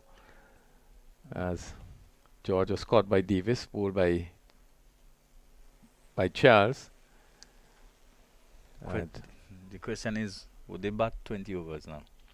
well, I think they should. Just 2 deliveries. No need to try to do anything. It's 124.9, but you know, anything can happen. As we know, get another overhead picture of the grounds actually looking at the pitch. which has remained in really good conditions. Very, very good conditions. Really good conditions. I think there was no worry for either of the teams today. Pitch played very well. We are getting so accustomed with empty stadiums across the world. Yes, throughout the world.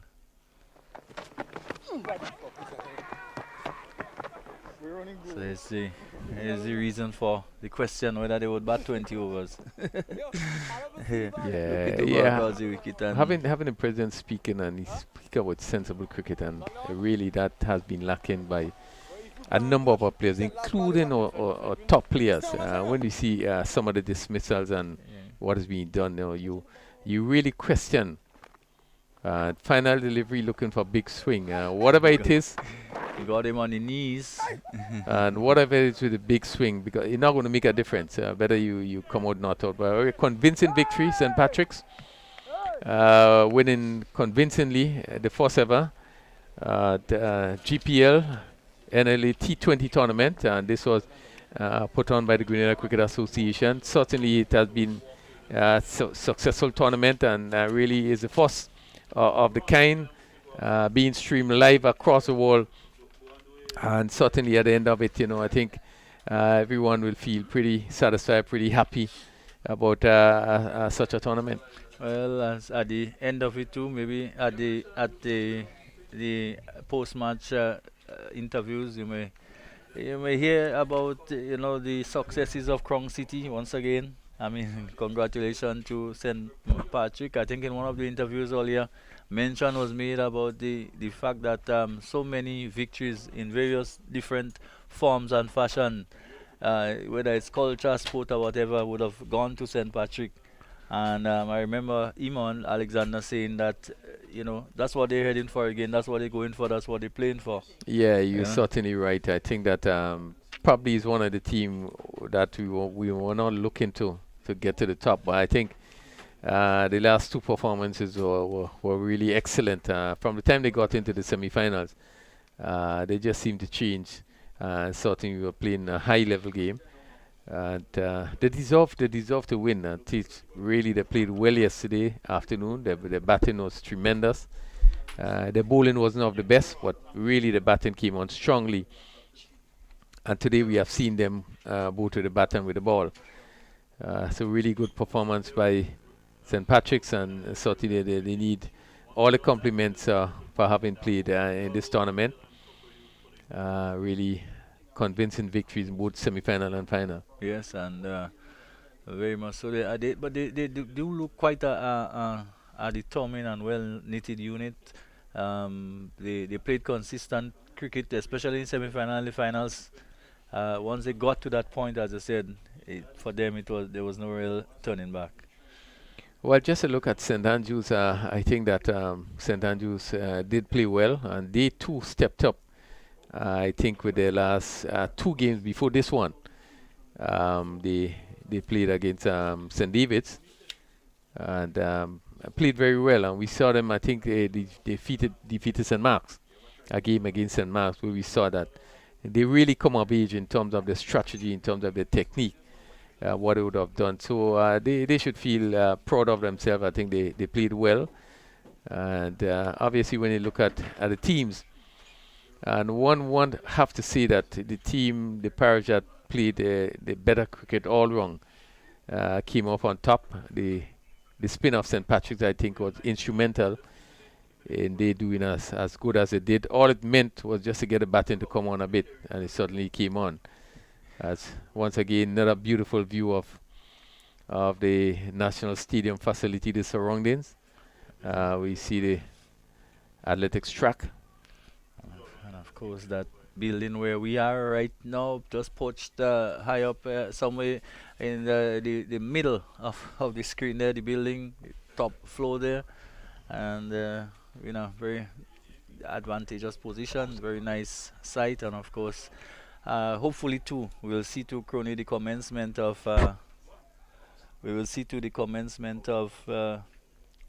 athletics, and And so with the athletic stadium will come alive. I think on Saturday we have national champs or something or something like that. There's some Yeah, athletic well, sports over the weekend. we have certainly have a big game Game. on Tuesday. Right. That football game, and Correct. certainly Yes, I think we're probably going to see an improvement in terms of our sporting activities coming up, and certainly is a big one to look forward to, and a Right. football game on Saturday at National Stadium. Right. Yes. And But we are seeing now the St. Patrick's team just coming together probably for a picture, well deserved.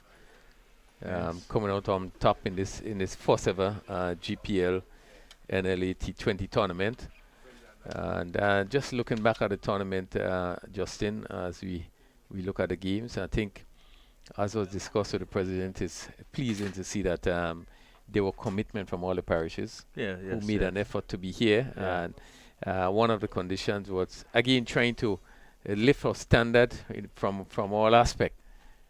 Being here on the grounds 1 hour before the matches, we saw that team really made an effort to be here very early. So at least all our games were able to start on time, probably with the exception of maybe some conditions that, for instance, today in terms of the weather, we would have started. But it was important to know that all our teams were on the ground enough time with the toss, an hour before the toss and the preparation, and that to me was a real big improvement in terms of the commitment of our parishes. It was excellent. And certainly I think there are some positive things that came out of this tournament, and one would just hope that we're going to move from strength to strength in terms of our organization and in terms of how we run our tournaments.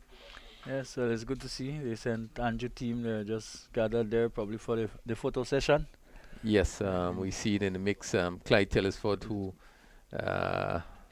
coach of the team, who assisted the team together with Ricky Williams.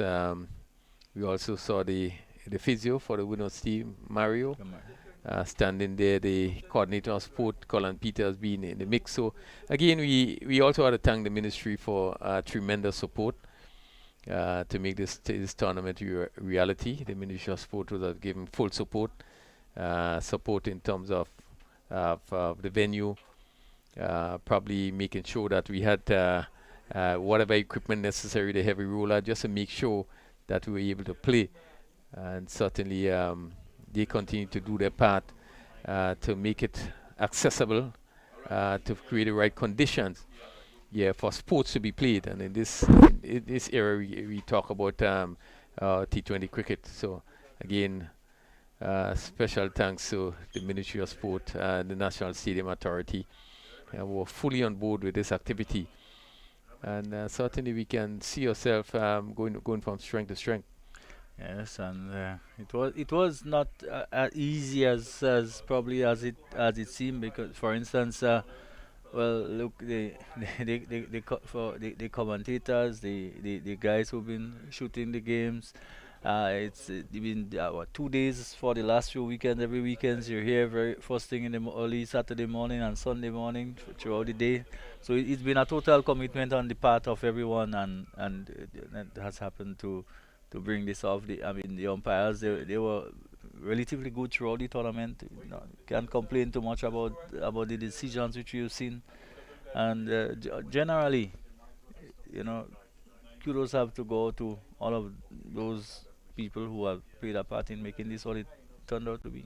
Yeah, just a word on the umpires, and as you said, I think they would have done a great job. Obviously, they probably might have been a little decision here and there doubtful, but generally, and if you could score them over 90%, that's an excellent job. Yes. When we look back at the tournament, and we having the opportunity to view, to have the replays, which really would put them in the spot. They would have done a tremendous job, and they need to become complimented. I think the ground staff did their work also, and the support staff. I think the members of the association, the organizing committee, really did a tremendous job. Again, Justin, it would have been challenging for us in terms of being able to bring it live, being able to stream it. But I think again, it's a lot of sacrifice and a lot of effort being made. And certainly I think all areas, all aspects just seem to work together to make sure that the tournament comes off and it's success that we had. We now seen just probably the preparation for the presentation of the trophy, and we see the president of the Cricket Association. We see the vice president there. We see the secretary and quite a number of both teams. Colin Peters, director of sports. Coordinator of sports is also there, and I think they must be pleased. The Cricket Association must be pleased with what they have seen in terms of this tournament. I think it really has lifted the bar. I love to see the commitment and the discipline of the parishes. This is an area that we have struggled with for years.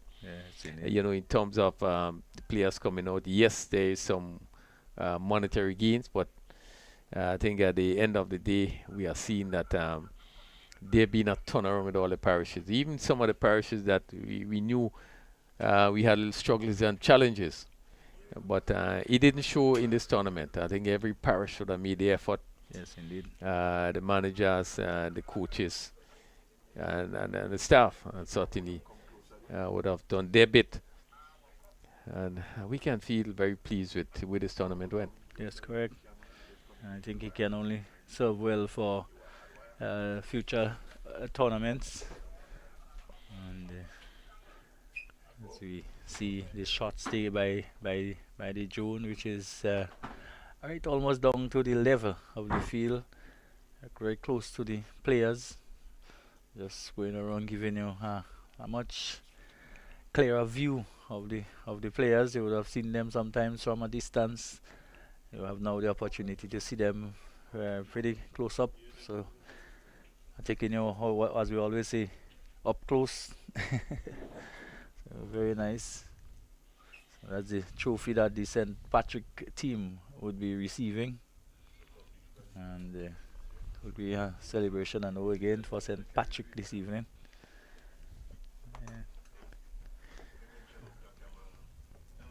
Yeah.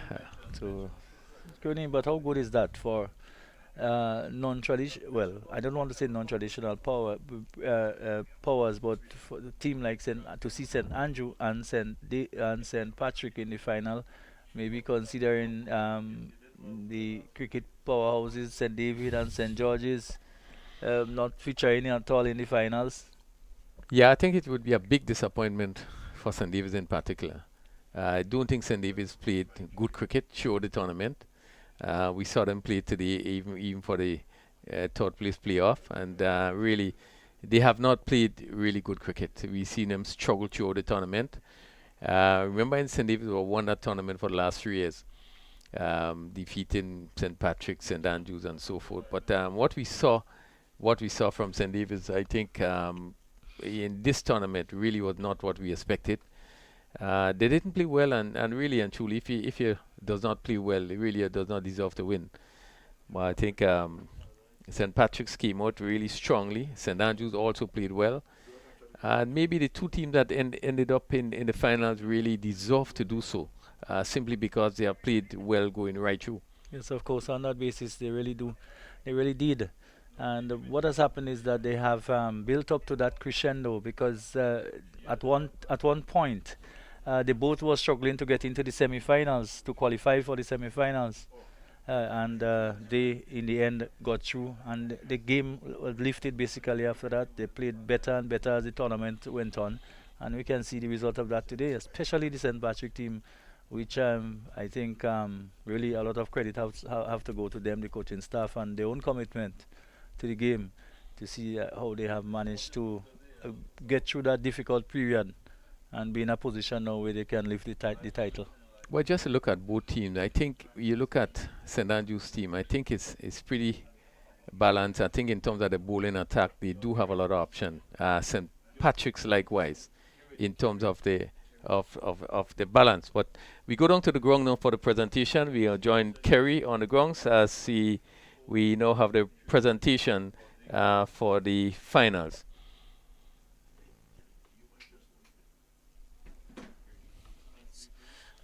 successful tournament. We've seen keen cricket over the last few weekends, and now the championship match between St Andrew and St Patrick's, and a deserving victory to St Patrick by 40 plus runs.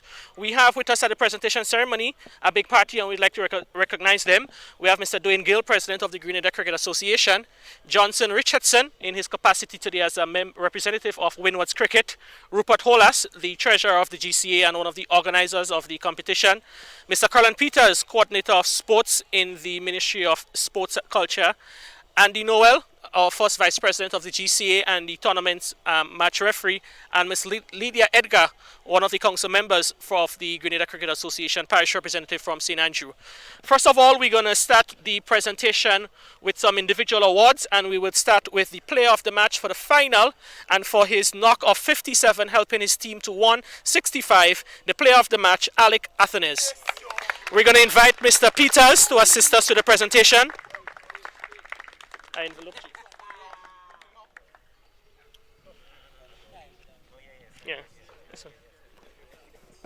Johnson is okay.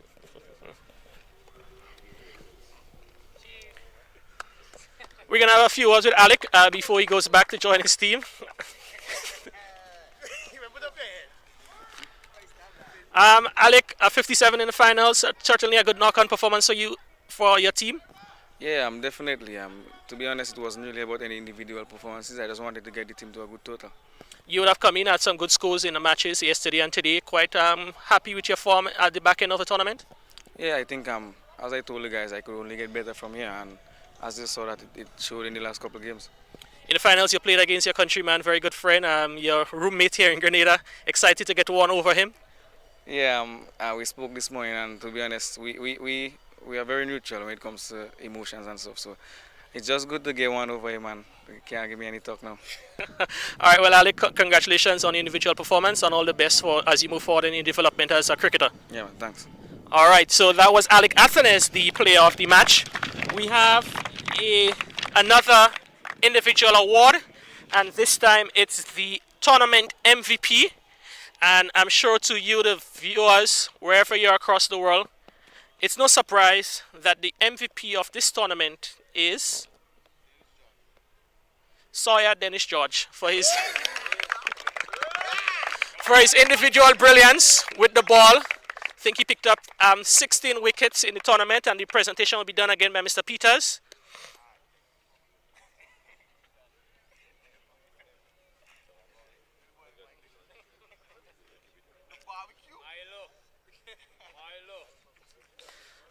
Sawyer, a few words with you. No stranger to winning MVP in the tournament. I know a few years you'd have done it for your club idlers in the GCA Club Championship, and again now in the Parish T20 competition. Your name as tournament MVP seems to be a regular feeling.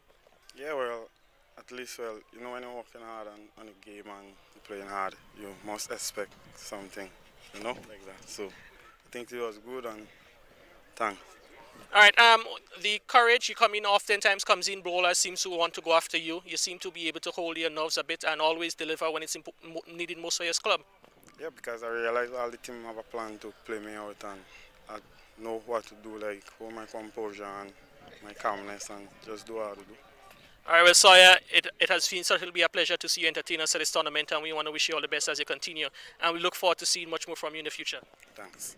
All right, so that was Dennis George, the player of the match.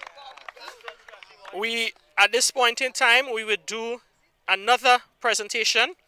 So we'll have some medals being presented to the winning team. But before we do the medals, we're going to have a word with the captain from St Andrew, the defeated finalist. He's going to receive his check from the GCA, and we're going to ask Rupert Holas, the treasurer of the GCA, to make the presentation of a check for $2,500 to the second place team, St. Patrick. All right, Anil, if you have a few words with us. Today was not the best performance from you guys? Yeah, it was a disappointing performance all around. In the field as well, I feel like to give away a couple runs. We could have restrict them lower than 150. All right, quite a lot to take away from the tournament. Any aspects stand out to you that you guys can use and develop as you move forward? Yeah, there's a lot of positive out of the tournament. Our bowlers like Richard Rogers and Daniel McDonald, I think that they did well with the ball. Also with the bat. In the top 5, we have 2 batsmen up there. That's a positive we could take and move into the next competition. So Anil, overall your thoughts on the tournament, finishing second place, what are your overall thoughts? Well, I didn't want to finish second, but nevertheless, we still end up in the top 2. And I think that it was a brilliant tournament and it's just a learning process for our guys. So Anil, once again, congratulations to you and St. Andrews for your performance throughout, though you fall short today, but we certainly expect more from St. Andrews in the future. Yeah, thank you very much. All right, so now we're going to have the presentation of medals. So we're going to ask Miss Edgar and the Vice President of the GCA, representative of Windwards Cricket, to assist us. So the first half will be done by Miss Edgar, and Mr. Johnson Richardson would assist us with the other portion. So I'll call the players as they come to receive their medals. We will start with the wicket keeper batsman, Devon Smith.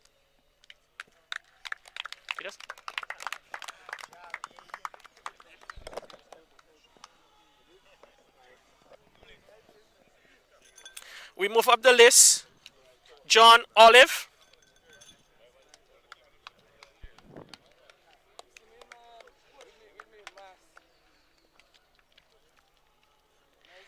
Marlon Henry.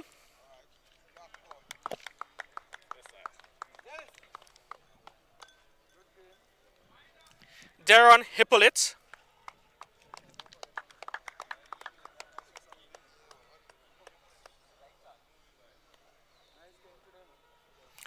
And Devoni Joseph.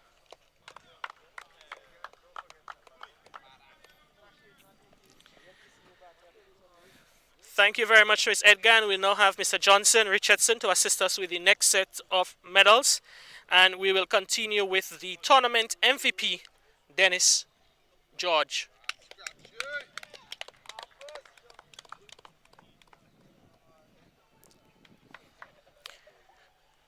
The first of the Charles in the St. Patrick's lineup, Karen Charles.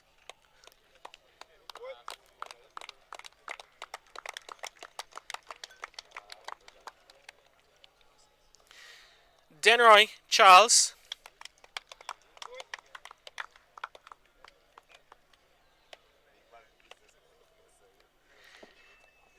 Davis Charles.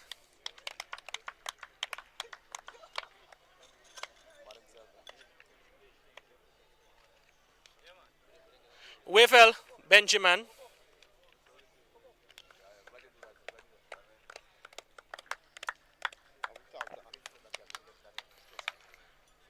Alick Athanaze.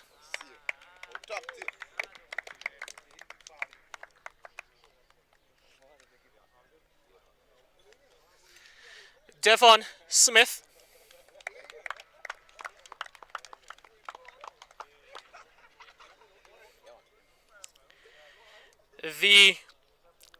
One of the 2 coaches, head coach Ricky Williams.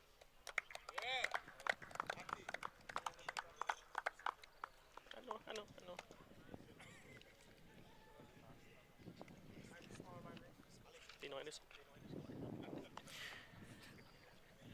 The assistant coach, Clyde Telesford.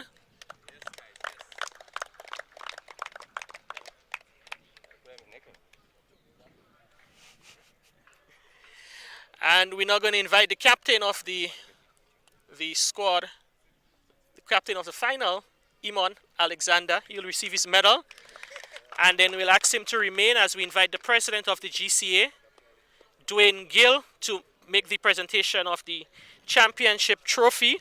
But before that, we're going to have a few words with Imon Alexander. And then we'll have the presentation of the championship trophy and the check for $4,000 winner's prize. Imon Alexander, you came, you've delivered, and the men from the north have certainly finished the tournament with their expectations. Yeah, we played well as a team. We knew we had us to win, so we come and go hard. Yeah, in the finals today, again, a good start by the batsmen up front. Benjamin and Athanaze finishing with 57. Benjamin getting another good score. Certainly laid a good foundation for you guys. Yeah, they just start from where they left off yesterday and give us a good start and give us the encouragement to keep going. All right, a tournament, it has really like the road going up to the West Coast. A lot of ups and downs through the tournament. Your overall thoughts as a team? I think it was a good tournament put together, but in terms of the batting aspect, it was a bit poor. But in the end of the tournament, we really come out and give a good account of ourselves, so that's good. All right, looking at the bigger picture now, your overall thoughts on the tournament and your guys' performance in it? I think we performed well, and we didn't start off well, but we finished good at the end, and that's good for us. All right, it must be good feeling that you can look around and you can see the likes of Devon Smith, who has played at the highest level, coming back and still involved in local cricket at this level. Yeah, it's good to have him back. I mean, the experienced guy around to help the youths is good. All right, so Iman, we know you've had a little struggle over the last 2 days, but certainly a better performance today with the ball. Yeah, I knew I had us to come big. This is the final. I'm playing against my home team, so I had us to give it my best. All right, so Iman, once again, congratulations, and we certainly look forward to you gracing us with your presence in many more tournaments of the GCA.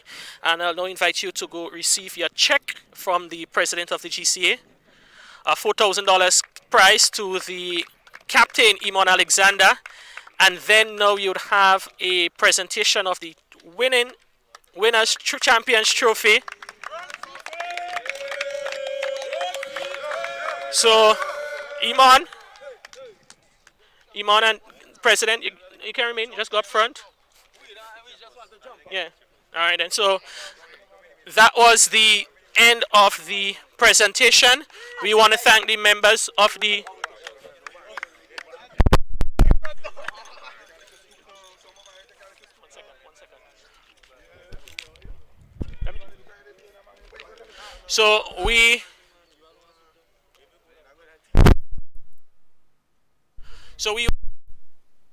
ceremony. We want to thank everyone who has been involved in the tournament. We know the St. Patrick's players, they're eager, ready to celebrate their victory, but it would be remiss of us if we do not thank the National Lotteries Authority, Windwards Cricket, the Ministry of Sports, Poli. We want to say a special thanks to everyone who contributed to the tournament, the Ministries of Health, our umpires, TNR Communications, the National Stadium, and everyone who has played any role, whether large or small. We want to say thank you very much, and your contribution were certainly deserved. Have some final shots from here in the presentation ceremony, and it's going to be the last time you're going to hear my voice show the tournament in the execution of the NLA GPL T20. We too just want to say thanks to everyone. That's all we have left to say, just to say thanks to everyone who have made this possible. TNR Connection for a tremendous work. All the parishes who have been really supportive of this tournament. We want to thank all our viewers who have been following this all over the world.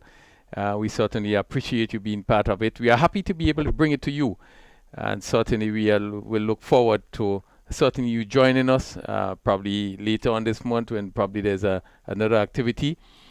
But we were really happy and really blessed, Justin, with tremendous condition, even though we were concerned about the weather. Here we are at the end of the tournament, and the sun actually came out again. Yes.